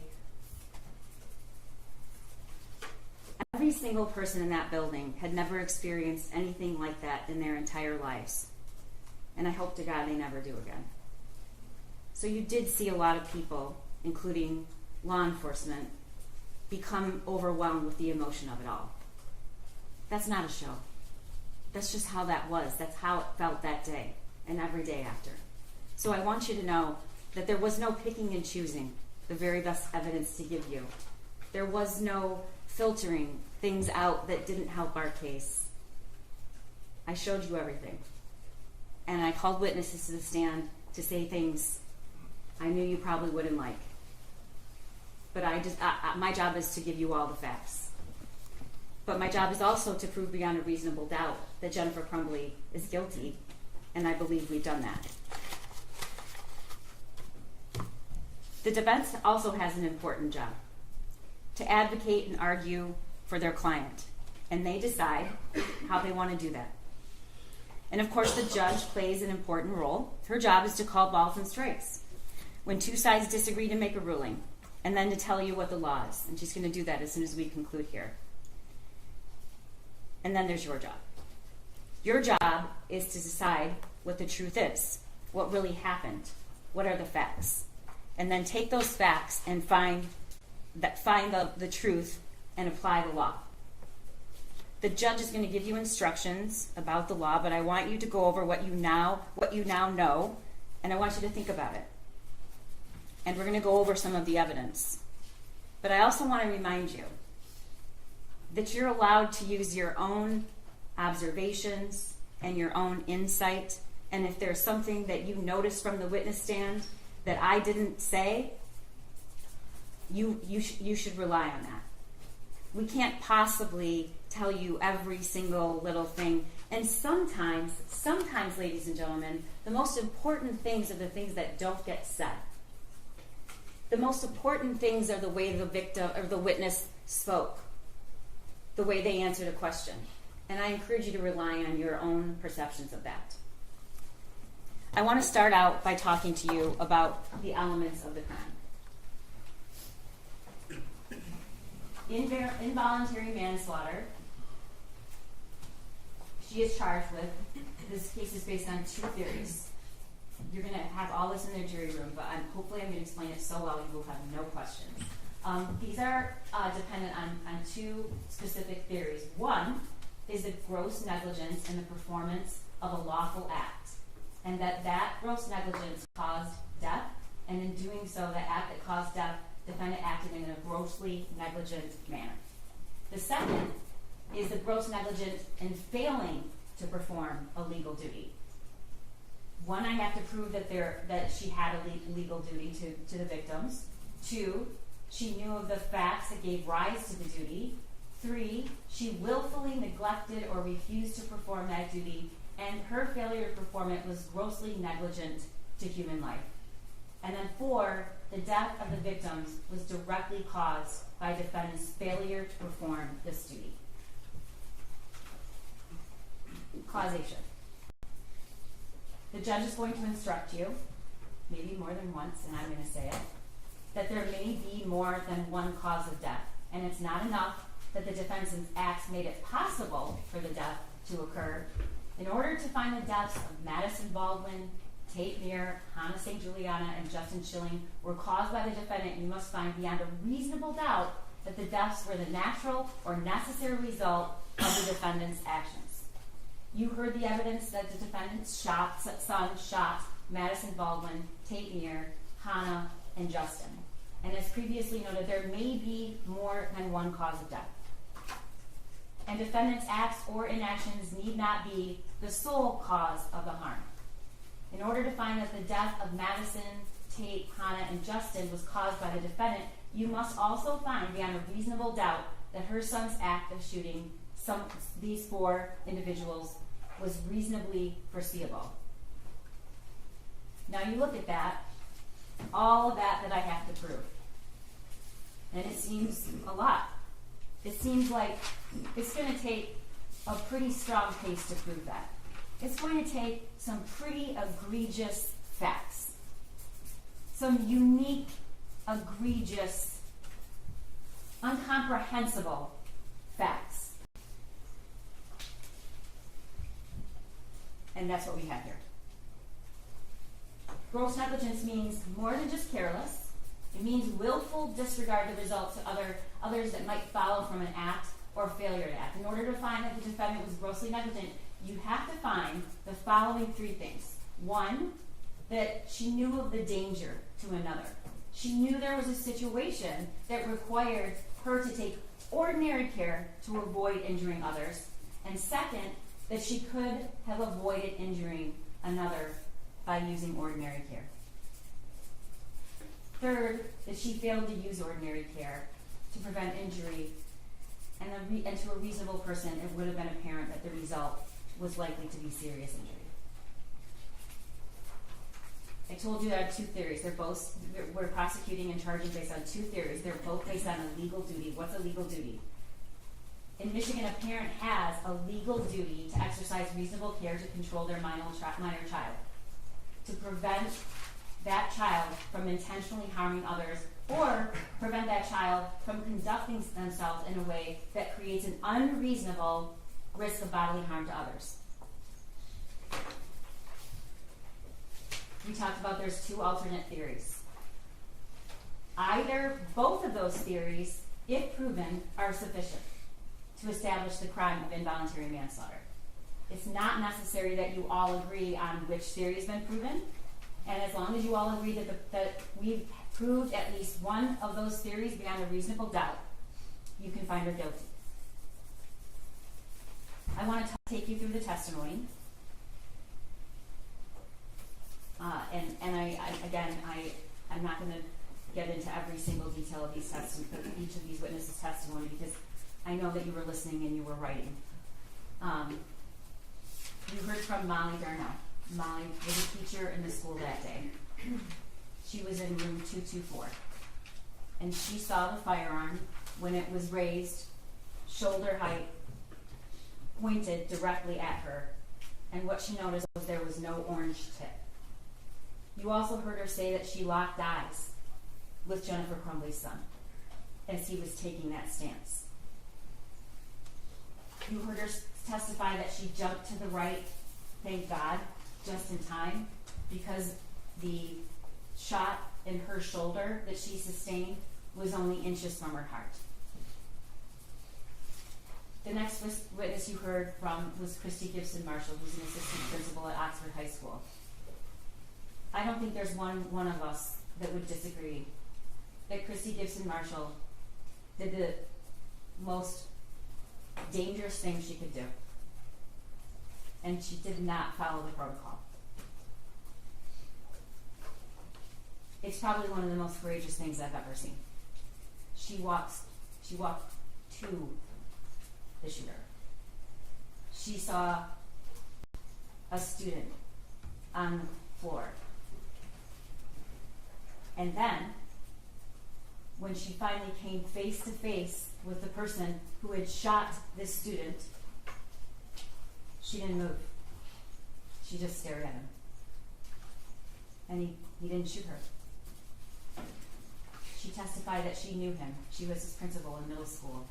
And she just couldn't believe that he would do something like that, because she knew him when he was in middle school.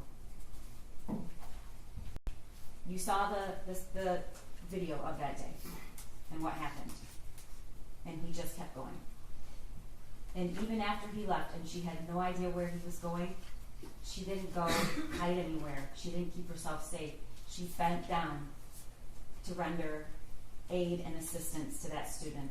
And when she rolled him over, she realized it was Tamir. We all know that she didn't and wasn't able to save Tamir. We heard from Cammie Batt, who sold the Caltech and the Derringer to James in June of 2021. She also sold the 9mm Sig Sauer to James, with the shooter present on November 26th, the day after Thanksgiving. She testified that James came in and pointed right at the Sig and said he's had his eye on it.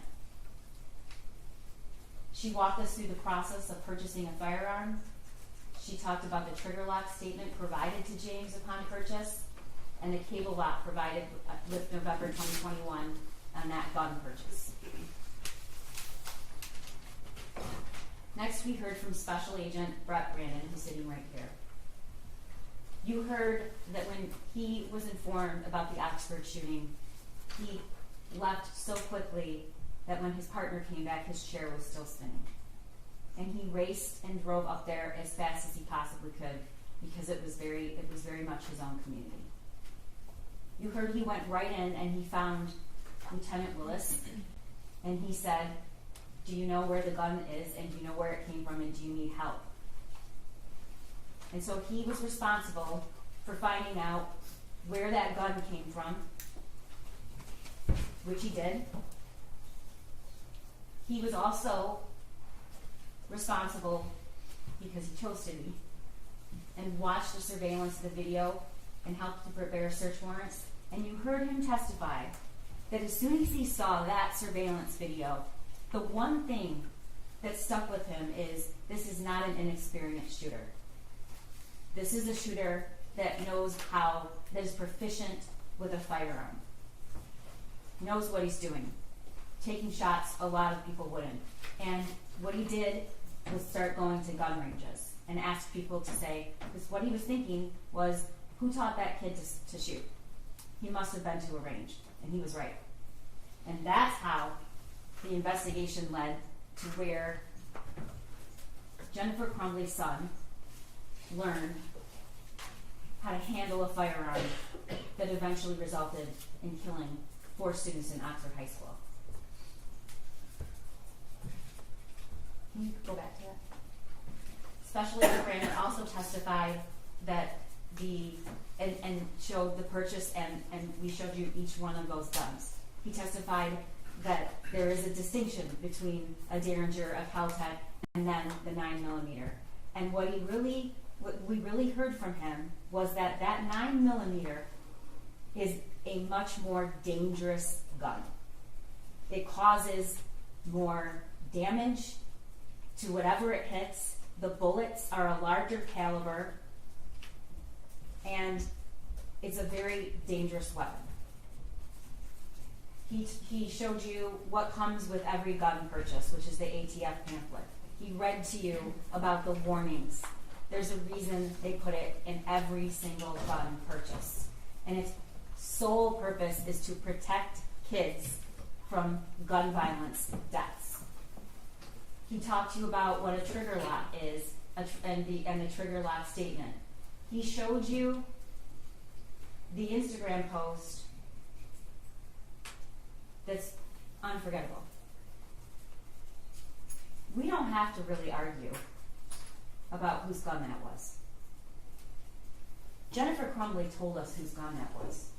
She told us when she posted it on social media, it was his Christmas present, and she told you in this trial. That weapon is not just that weapon. It is the defendant's son's gun. It was gifted to him. And not only was it gifted to him, she bragged about it on social media before the shooting. Special Agent Brandon also introduced all of the surveillance and the videos of the shooting range.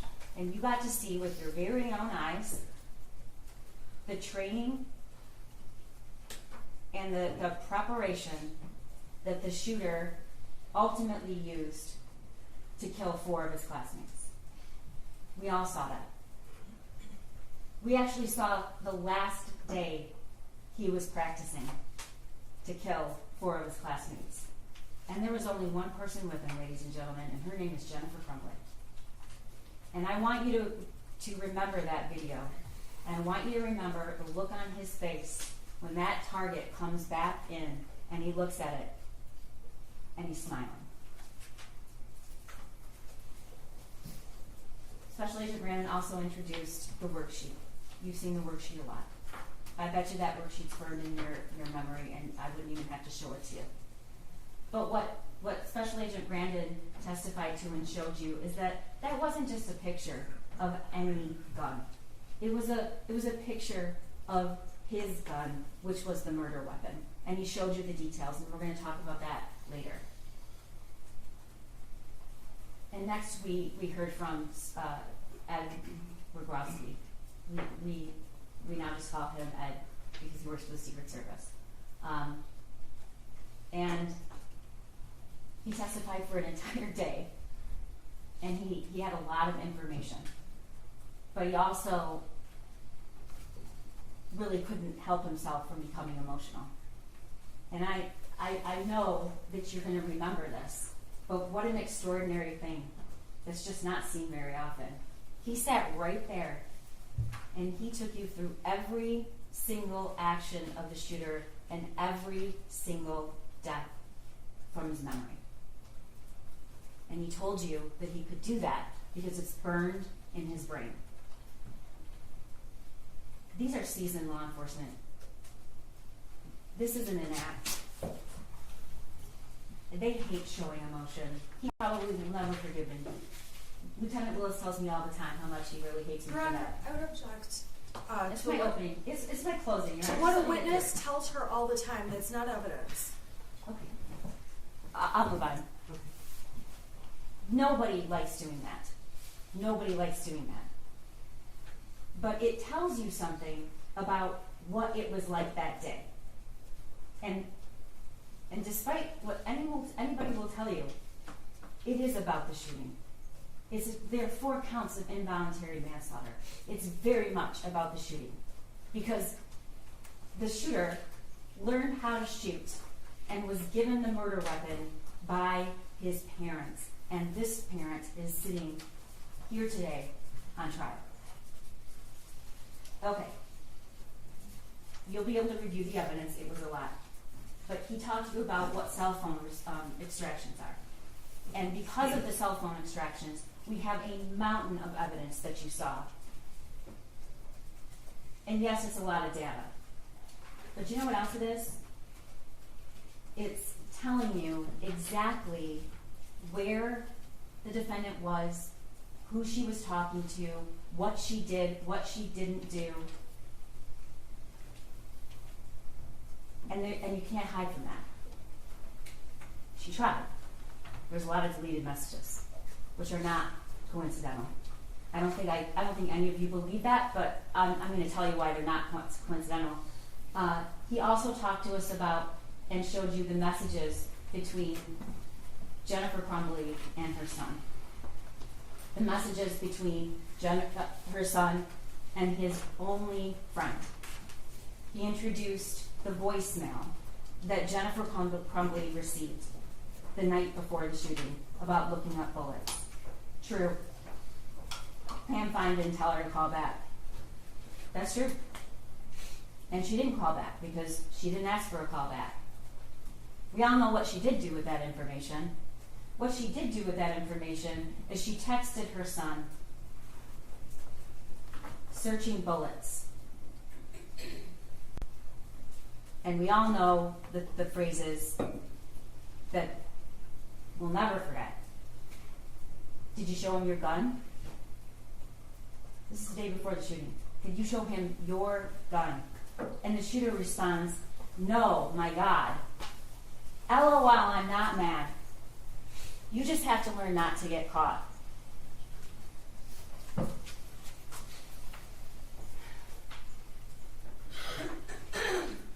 Kira Kennett testified that she knew Jennifer Crumbley. She testified about the amount of time that Jennifer Crumbley and James Crumbley spent at the barn. She testified about all the money they spent at the barn. Why is this important, ladies and gentlemen? It's not to show you that somebody's a bad person for liking horses or spending a lot of money on horses. It isn't. And it's not to say that somebody should spend every waking hour that they're not at work at home with their teenager. That's not the purpose of this evidence. The purpose of this evidence is to show you what Jennifer Crumbley cared about the most and what she was doing and where she was when her son learned to be a killer. Kira will tell you that she referred to her son as an oopsie baby and said he was weird. She rarely saw him. And that even after the one friend was taken away abruptly with no notice, they still went to the barn, even at night, and left him by himself. Which is absolutely normal to leave teenagers at home by themselves. Unless that teenager is showing signs of mental crisis and that teenager has lost the only person in the world that he has. And then she told us that when she got the worksheet texted to her that day by Jennifer Crumbley, she was very concerned. She was alarmed. And in fact, she said, bring him to the barn. And you also saw from the text messages that Jennifer Crumbley said, he can't be alone. We know now that decision, that statement, she knew he couldn't be alone. She didn't decide to stay home with her son. That wasn't an option. She'd have to take him to the barn, where she herself testified he didn't want to go.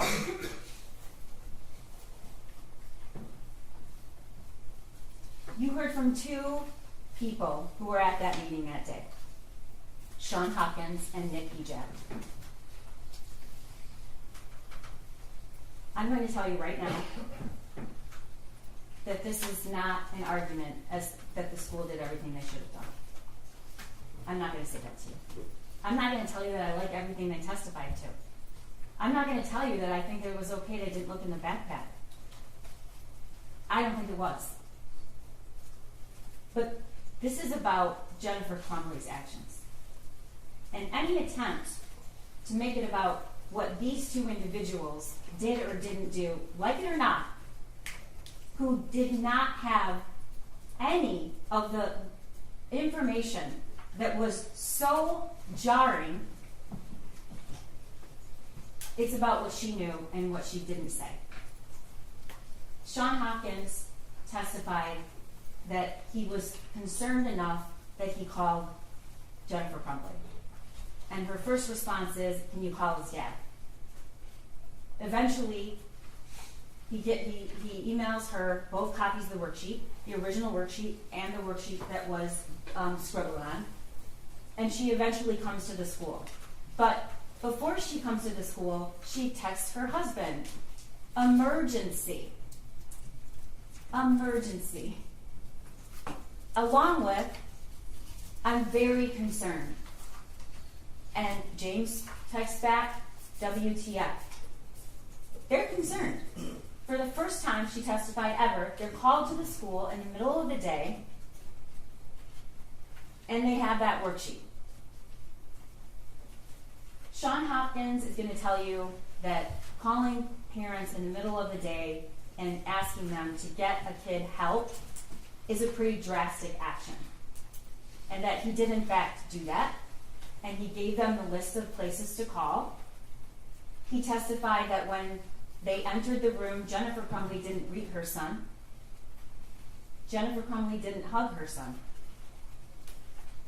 Jennifer Crumbley didn't engage with her son at all in the entire 11 minutes she was there. And we know she wasn't going to be in that school very long because she'd already told her boss she'll be back by 12 or 12:30. Doesn't leave a lot of time for the meeting at the school. It's a 20-minute drive. Sean Hopkins will tell you that what he felt mostly in that room for the shooter was compassion. He didn't want him to be alone, and he felt really bad. And he also knew Mom and Dad decided, no, we can't take it. We have to go to work. They said that in front of their kid. He knows very well what they do. He knows his dad works for DoorDash. He knows his mom and her ability to work flexible hours. She worked at home. But they left. She did not hug him goodbye. She did not greet, touch, or even acknowledge him. And we know now from her testimony, we know why. She was mad. She was mad at him. She did not think that he should have done that, and she thought this was a discipline thing, and she was very angry. We heard from Nick Ejek. He's the Dean of Students. He also testified and corroborated what Sean Hopkins told you, which is that the meeting was called, they were concerned about a mental health issue. They told Mom and Dad he needs services. Here's a list of the services. And Jennifer Crumbley seemed irritated by it. In fact, when she walks into the room, she doesn't sit next to her son. She goes back here and stands. And that meeting ended with her saying, "Are we done here?" They're consistent about that. Nick Ejek testified he didn't think there was any risk. I don't like what he said, and I knew he was going to say it. But it's not my job to put witnesses up here and only say things that I want them to say that helps my case. It's my job to present evidence that's the truth, because you have to know the truth.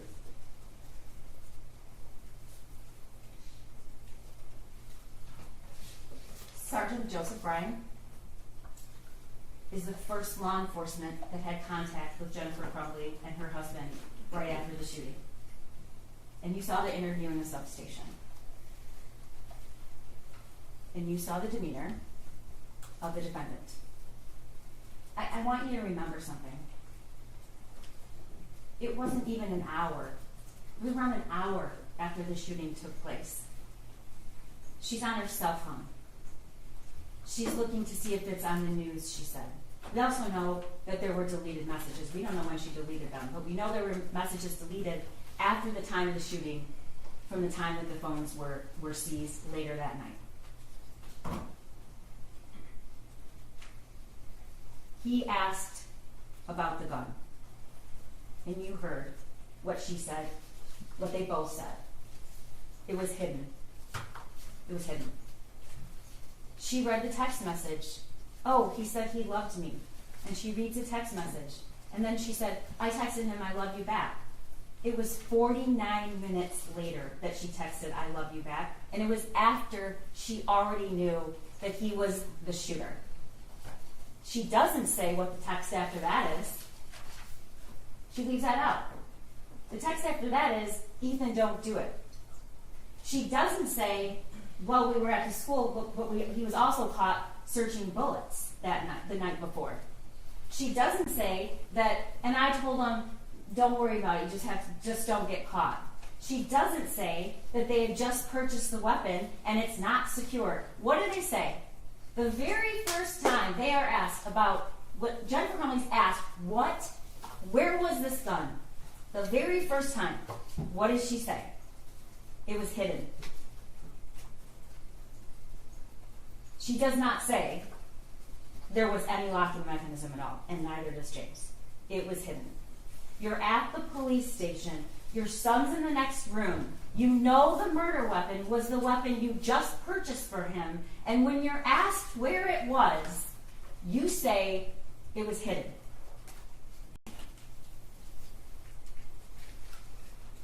We also heard from Andy Smith, who was Jennifer's boss. He testified she could have absolutely gone home. She works from home, and there's flexibility, that they have kids that come to work, that the meeting that she wanted to get to was not in any way mandatory, and he testified about some very bizarre communications. He testified that as soon as she left, he got a text saying, my son, the bullets are gone, the gun is gone, he must be the shooter. Oh my God. Those were deleted by Jennifer Crumbley. We don't know why. I think there's a lot of circumstantial evidence to suggest why, which is those are statements you don't want on your phone.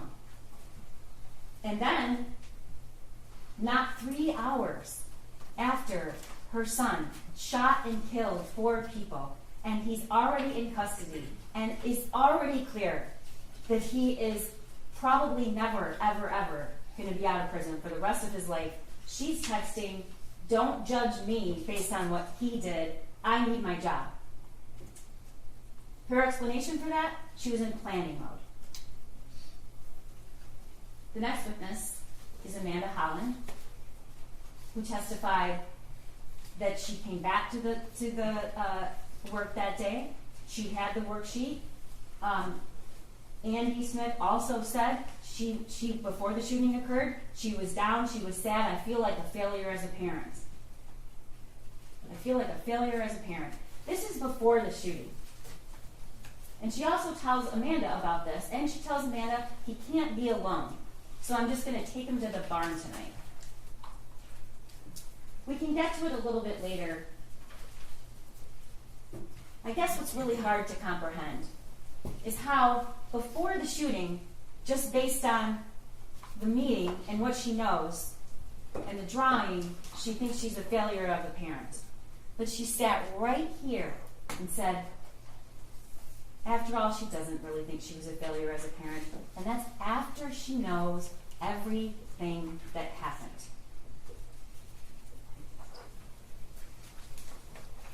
Detective Adam Stoyak executed the search warrant at the defendant's home. I want to make it really clear. Jennifer Crumbley is not being charged with involuntary manslaughter because she has a dirty house. That's absurd. And you can see pictures so we can prove that she didn't have her house clean. I don't care if her house is clean or not, and I don't think you do either. Those pictures are shown to you because that is where the shooter lived and it's where she lived. And you saw his 2 bedrooms. There was barely a place for him to sleep. The testimony shows he had no person in his life after that friend left. He was not in a club. He was not in sports. He wasn't working.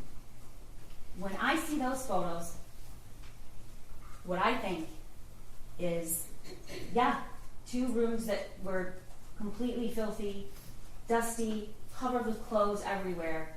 But then, I think, what? That is where he spent 99% of his time. It's where he ate Thanksgiving dinner, just days before the shooting. The search warrant photos were also shown to you so you could understand where these guns were stored. We have a pretty good idea that the Kel-Tec and the Derringer were in what's called the gun safe. The lock was 000, but we know that they were kept there. What do we know about the SIG, the Jennifer Crumbley's son's gun? We know that there was a box on the bed and the ammunition next to it. This is the box. This is the box. I'm sorry, this is the thing. Can you get the other box? I'm just going to show you in a minute. This is the box of the Kel-Tec, which was found with this cable lock inside of it. Where she kept the other guns? No. I'm sorry, is that the box or the cave? Is that the box or the safe? This is the box. That's the box. It was in the kitchen, in a cupboard, down I'm sorry. in the But cupboard. the empty box was in the kitchen, right? I don't, what exhibit Your number Honor, is that? this is my closing argument, and I would just like to finish, please. Sure, can you tell us what exhibit number it is? Yes, it is 35. Go ahead. This was found in the kitchen. Inside is the cable lock. This was found on the end of the defendant's bed. Special Agent Brandon showed you what it's like to open this up and close it. Can you do that, clap? It's not an easy thing. So what this was laid out on the defendant's bed, and the bullets are right next, the box of the ammunition is right next to it, empty. The story, one of the stories that is told by Jennifer Crumbley is he must have come in there when they were sleeping, because she was in that bed all night long, and they left after her. Except that the ammunition was in the box. Taking it out and leaving the box while your parents are sleeping doesn't make a lot of sense. And it doesn't make a lot of sense that this was taken, the weapon was taken out of this case with no one hearing while they were sleeping. And you are allowed to use your own common sense. He also testified about the search warrant. He testified where this cable lock was found, and he testified where the case and the box was found, and he testified where the gun safe was found. It was not, unlike what Jennifer Crumbley alleged, stored separately from the ammunition. It was actually right next to the ammunition. In a gun safe, the other two guns with a combination 000. Sergeant Peschke arrives at the scene, doesn't know anything about the Crumbleys, doesn't know that they've already been to the substation, doesn't know that they were at the school that day. He's there and was ordered to be there to keep the house safe while they are waiting for the search warrant. And in doing so, he needs to keep the defendant out of the house. She goes in the back of the car, and you saw the video. She now tells Sergeant Peschke she actually never really looked closely at that worksheet. Now that she looks at it, it might be disturbing. We know that's not the truth. The question is, why is she lying? She says that the .45 caliber gun used at the school, and he asks if it was, and tells him no, it was a 9mm. The other is a .22, I think. She said that they had a fight the night before with her son over grades. And she says, so we told him, no gun range, no phone. Those are his trigger points. Ladies and gentlemen, that phone was never taken away from her son. We know that. We know that because he had it the night before, and he had it at the school. We know that because when Jennifer Crumbley was asked about it, and asked, when did you take this phone away? We know that he made that video in that shed about the school shooting with his phone at 10 o'clock.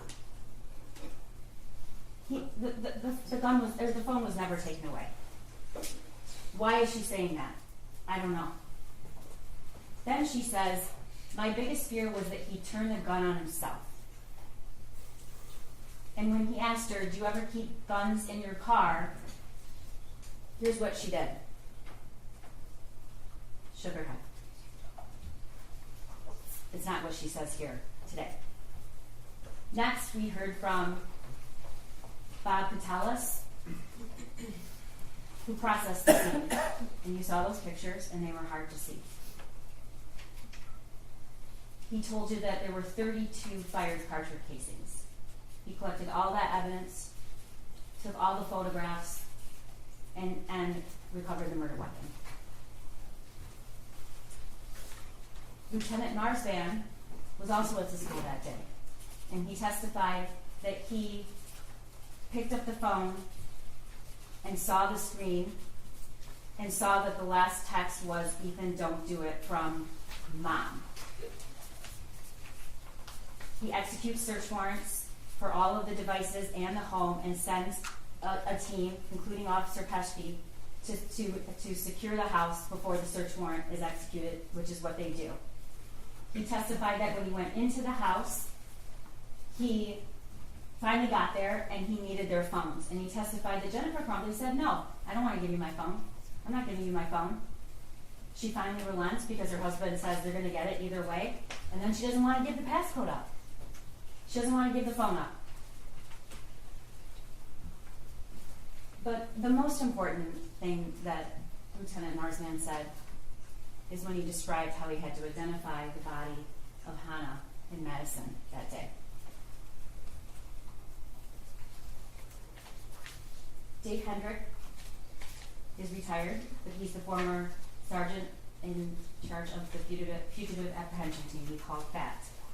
And his job, his only job, when he was doing that, is to find people who have felony warrants and haven't turned up. He has a lot of ways to figure that out. But he was asked to find Jennifer and James Crumbley to make sure they turn themselves in. But one of the other primary goals he has is that they turn themselves in safely. And she was given every opportunity to do that, and she did not.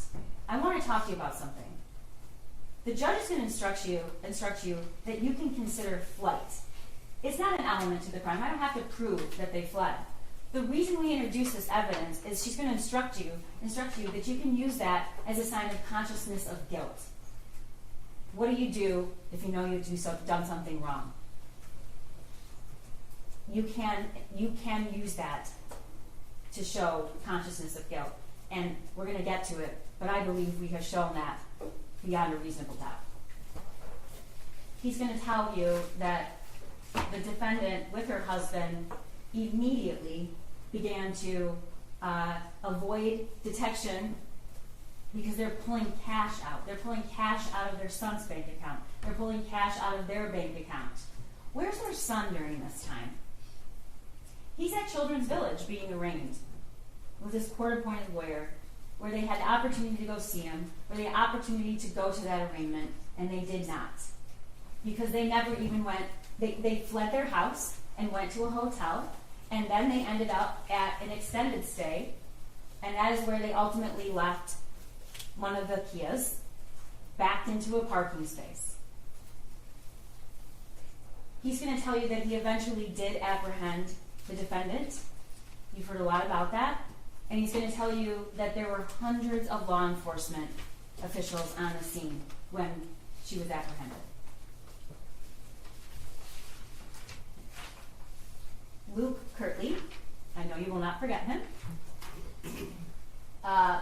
coincidentally knew a lot about cars, and coincidentally pulled into that parking lot right about the time, and coincidentally had just seen the wanted poster, he called it, and with a description of the cars and a photo of the defendant. And coincidentally thought, maybe that's the car. And you watch the video where he goes around and he sees the license plate and he plays it cool and slowly walks into the building and then makes the call to 911. He describes to you how within minutes police officers arrived, and then swarms of law enforcement arrived. SWAT, the marshals, ATF, the sheriff's department, Detroit PD, all sorts of law enforcement show up immediately. He also testified that the unit where Jennifer Crumbley was actually found was very close to his, and it faced the parking lot, and the whole wall was windows, and it was on the first floor. And he's going to tell you that the whole parking lot was lit up with law enforcement, lights, sirens, all kinds of things. Next, we heard from Corporal David Shaw, and he testified that once he got there, they took a 35-pound ram to breach the door, which was right outside the unit where the defendant was found.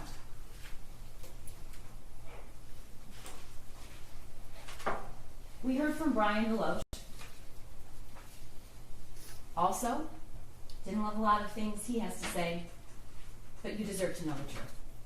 And the truth is, like it or not, this is who Jennifer Crumbley spent her time with, and she told him that morning, the gun's in my car, and I'm afraid my son's going to do something stupid. Before the shooting, the same day.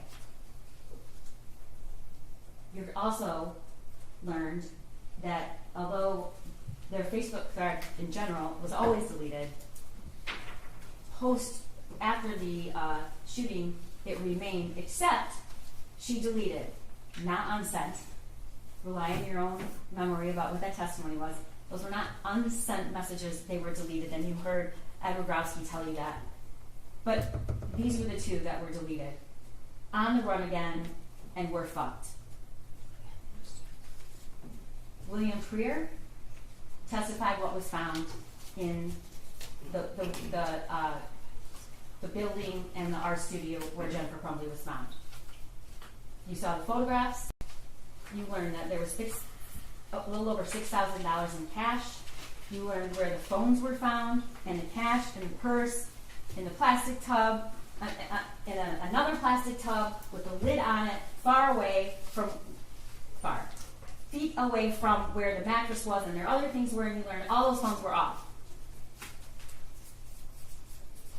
He also testified what else was found. Booze, orange juice, ice, an avocado, bananas, socks, blankets. And that is the room where Jennifer Crumbley was ultimately apprehended. You heard from Lieutenant Willis, who was the officer in charge. He told you what it was like in the school that day. He described the autopsy protocols that were done and how each of those kids died and where they were shot. He told you that both Justin Schilling and Madison Baldwin were shot in a contact wound, which means the gun was either very close or actually touching their head. He showed you the video of the shooting. And again, this is not to incite emotion. The video of the shooting shows Jennifer Crumbley's son taking a stance he clearly knew how to take and was trained to take. And you watched his demeanor and the calculated, cold way he proceeded through those hallways looking for people to shoot. You saw the surveillance of how he ultimately surrendered. Walked out after executing Justin Schilling, laid the gun on a wastepaper basket, made it safe, took the magazine out, and surrendered. He showed you and introduced the bank records that show you what they were doing after charges were either very soon coming and after they were announced. And he showed you an in-car video of Jennifer Crumbley and her husband, who just a few hours after the shooting embraced, kissed, whatever happens, I love you, don't say anything to the police.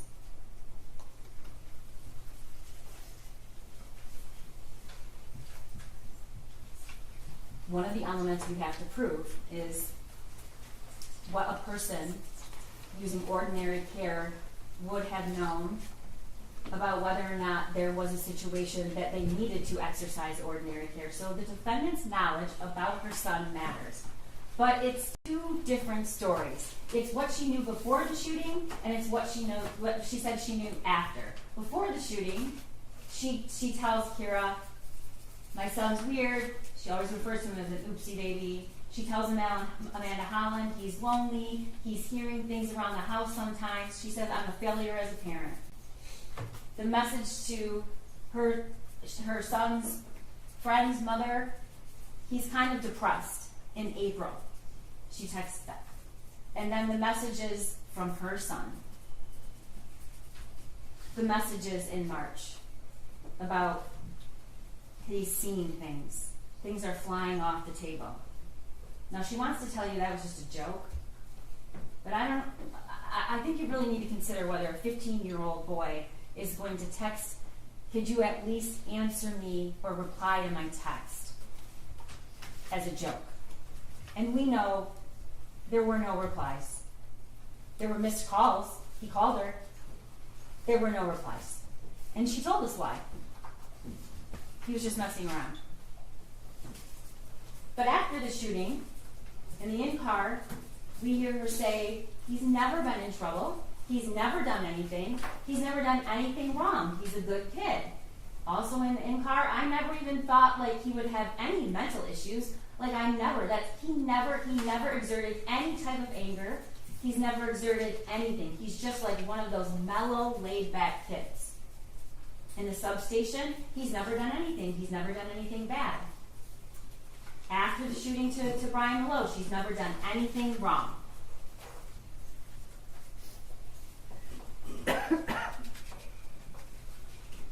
Jennifer Crumbley has said a lot of things about that drawing and that meeting at the school.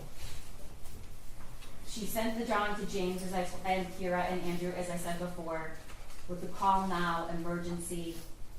She told Kira he couldn't be left alone. She tells Andy she needs to get him counseling, and she tells Amanda that the drawing was really scary. She agrees. After, this is what she says in the substation. Nobody didn't seem worried about it, and he said that my son's more than welcome to stay at the school, or he could go home. And I really wish we had taken him home. In the in-car, she said, I didn't even look at that closely. Now that I do, when I was at the substation, I looked at it closely, which we know is not true. I looked at them closely, and they're a little disturbing. Well, they're very disturbing, because look what he just fucking did. And then to Malo, she says, the school was very nonchalant, but the paper they showed me had all of the things scratched out. That's just not true. It's just not true.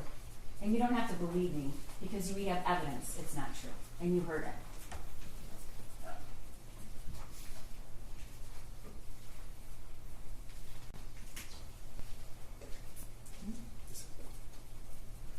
The statements about the gun are also numerous. She said, we've heard her testify the gun was in her car. We know that she's acknowledged that she drove to the gun range. There was no lock on the gun when she drove there. She returned with the gun. There was no lock on it, but she said James locked the gun when he got home. She didn't see him do it. She testifies at trial. James is responsible for the gun. In the substation, though, when asked where the gun was, hidden. In the in-car interview, James flew home and he's like, I had the gun hidden and I told him where I hid the bullets. He asked whether she kept the gun in her car. She shakes her head no. And she tells Velosh, after, the next day, we had the string lock on it it came with in the case. Everything was secured, not loaded, bullets stored separately. Oh my God, oh my God, oh my God. That is not what she says in the substation. Jennifer Crumbley begins distancing herself from her own responsibility about the gun. You heard her testify that they wanted to get the gun. It was my son and my husband. My son did a lot of research on the gun. I guess when I was shopping. She doesn't say she didn't know. She doesn't say that she didn't approve. She says it really interfered with going to get Christmas trees. That was what she was upset about. And she said it's James's responsibility.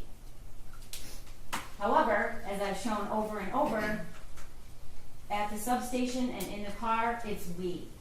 It's we take him to the range. It's our hobby. We go to the gun range. That's what we do. We just got him this gun.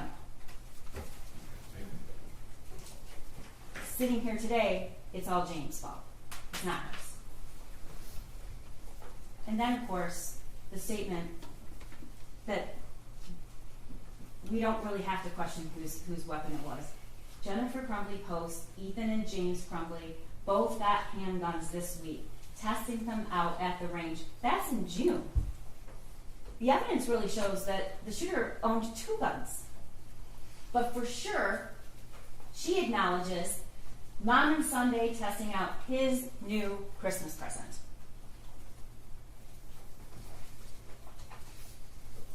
You heard evidence that was presented to you about the journal that was found in the bathroom by the shooter's backpack, right before the bathroom that he exited and started shooting. I have zero help from my mental problems, and it's causing me to shoot up the fucking school. Next slide. First off, I got my gun. It's an SP 2022 Sig Sauer 9mm. This shooting is tomorrow. I have access to the gun and the ammo. I am fully committed to this, So yeah, I'm going to prison for the rest of my life, and many people have about 1 day to live.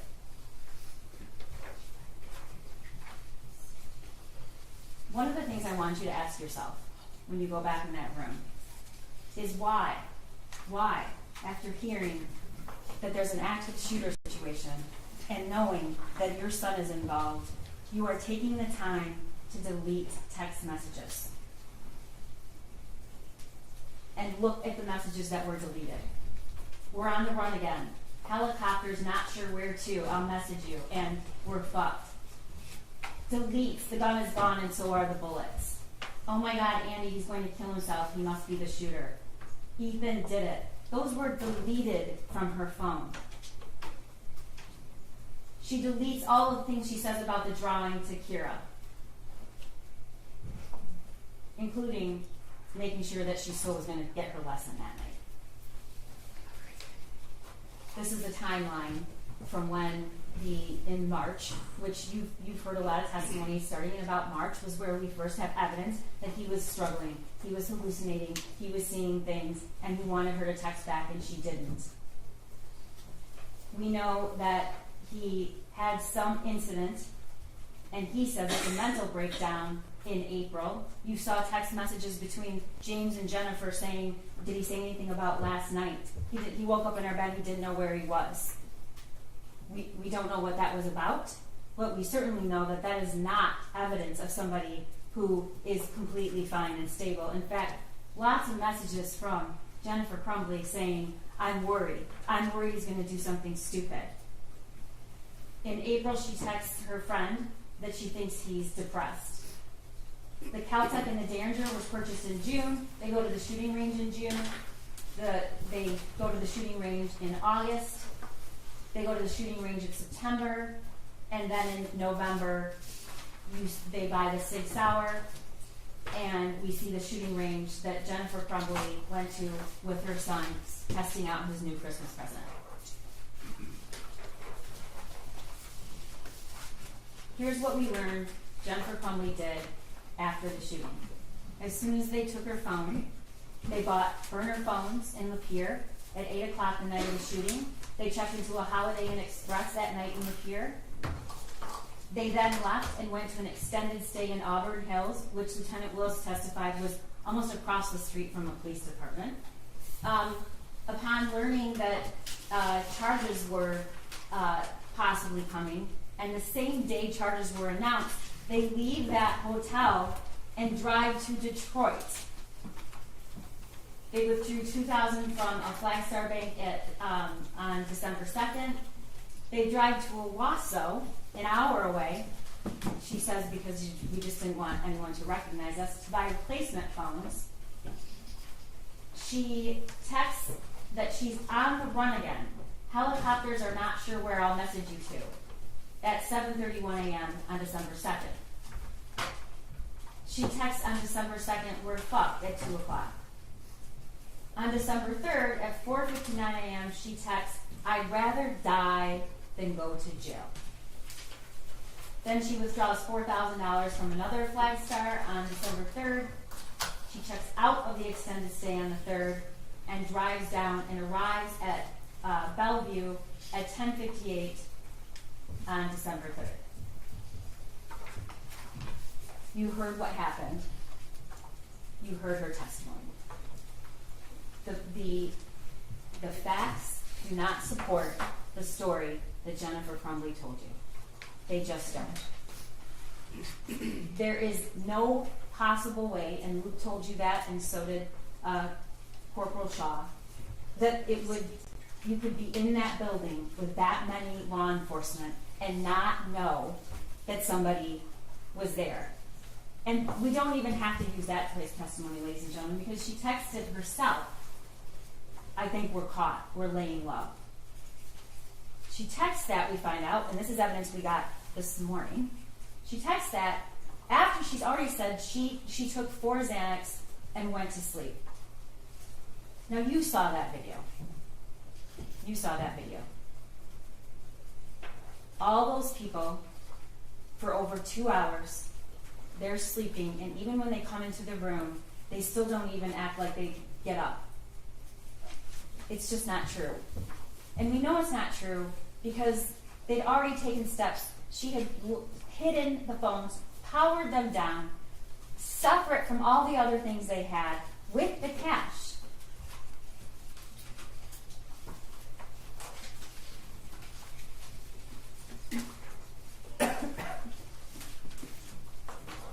Jennifer Crumbley wants you to believe that if only the school had done something different, we wouldn't be here. If only the school. Well, let's talk about what she knew that no school employee knew. She knew about the text messages in March that he was about a demon, throwing bowls, clothes flying off the shelf. She knew about the March 18th incident of waking up in his parents' bedroom and like he had way too much to drink and asking why he was in their room. She knew he had previously asked for help and to go to the doctor, and she laughed at him. She knew there were multiple guns in the home. She knew her son had been gifted a gun just a few days before the shooting. She had posted it on Instagram. But apparently, it's absolutely fine for all your Instagram friends to know that you got him a Christmas present with a 9mm handgun, but it's not okay or relevant to the people sitting in that room with that drum. She knew that that gun looked identical to the one in the drawing. She knew that the gun was accessible to him. She knew it wasn't stored properly. She knew that he was proficient with the gun. She knew he had access to ammunition. And she knew that her son was upset the night before. Now, that says he was locked out. She told Amanda Holland he got locked out. She doesn't acknowledge that. She does acknowledge that he did leave the house that night because he was upset. And we all know what he did. We all know what he did. He went to that shed and recorded that video. I object. That video did not come into evidence. Okay, it isn't in evidence. Okay. It's not. You're right. That's true. Let's go back to the elements. Ordinary care. What ordinary care, the smallest, tragically smallest thing she could have done to prevent this? She could have stopped at home on the way back from the meeting. She goes right by her home to see where the gun was. She could have stopped on the way back to work. She could have searched the backpack. She could have asked her son where the gun was. She could have locked the ammunition. She could have locked the gun. She could have taken him home. She could have taken him to work. He could have gone with Dad. He was door dashing. She could have told the school that they just gifted him a gun. She could have embraced her son. She could have said, can we talk to him for a minute alone? She could have looked at him and said, I care about you, I love you. She could have at least acknowledged he was in the room. She could have told the school about her son being in crisis previously and asking for help.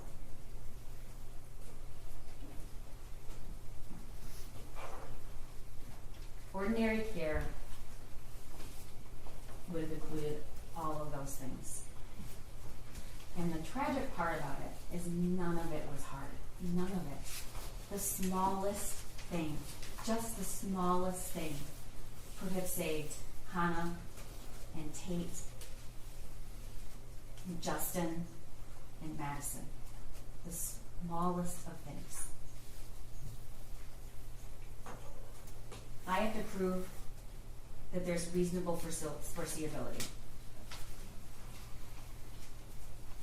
And that worksheet right there that Jennifer Crumbley saw just hours before the shooting is reasonable foreseeability. And we're going to show you in the next slide. That's the picture of the gun. It's not just any gun, ladies and gentlemen. It's the gun that they just gave him. Blood everywhere. That's what he wrote with ammunition. I didn't show you the picture with the blood because I don't think you need to see it again. But we know what happened in that school and in that hallway. Here's a picture with 2 bullet holes and blood coming out of the figure's head. And look at that. That is where those shots went. Those are from the shooter's gun.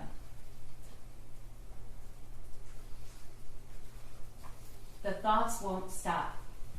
Help me. These are all of the things that were texted to Jennifer Crumbley. This was in March.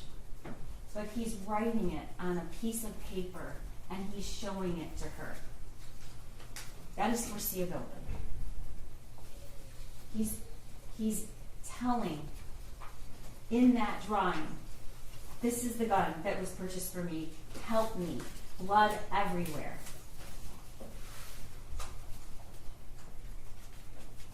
The world is dead. I know you won't ever forget the video, but if you look at the defendant's son and see that there was no emotion, none. He was only concerned in a very calm manner for finding as many people as he could to kill, and he did.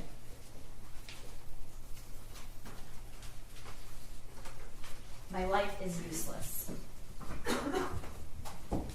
These statements from the defendant's son are just heartbreaking. I actually asked my dad to take me to the doctor yesterday, but he said, just give me some pills and told me to suck it up. Like, it's at the point that I'm asking to go to the doctor. My mom laughed when I told her, but I am having bad insomnia right now. I need help. I was thinking I could call 911 so I could go to the hospital, but then my parents would be really pissed. Like, I am mentally and physically dying.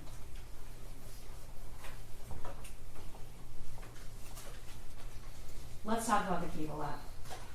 Jennifer Crumbley says that the weapon was used, but it was locked in a cable lock that came with the case. This cable lock that came is the cable lock that came in that case with the SIG. It's never been opened and it's never been used.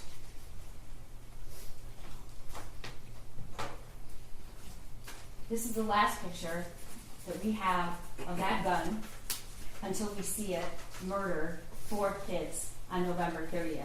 And the person holding it is Jennifer Crumbley. She's the last person that we see with that gun. She's the person that said it was in her car, then she said it was in her house, it was her husband's responsibility, it wasn't hers. That's what she told you.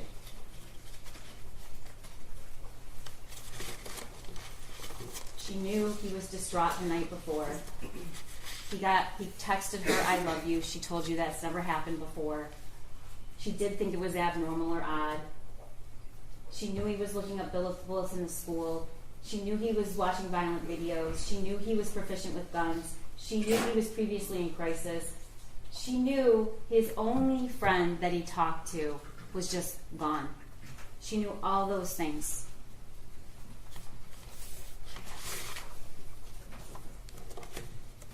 And then her own statements, ladies and gentlemen, when she took the stand. She testified that when she's looking back, she still wouldn't do one thing different. Not one. Not any of those tragically small things. Even now, she told you she wouldn't do anything different. And then she also told you that we took his gun away. You heard her say it. And then she said she doesn't think of herself a victim, but she has lost everything.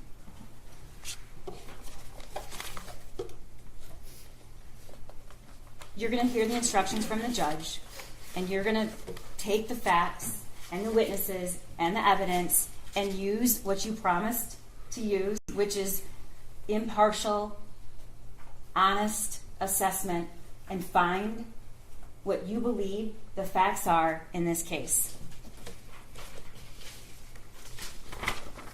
The flight, evidence of the flight and what they did after is not an element I have to prove. But what does it show? It shows the minute this shooting became public and ended up in the paper and the media, Jennifer Crumbley started telling a story, and then she ran. And she didn't run just because she was selfish, ladies and gentlemen. She ran, and she started deleting text messages, and she started telling a different story because she knew she had done something wrong. That's the only reason you start deleting text messages. It's the only reason that you start saying something that isn't true. It just isn't true.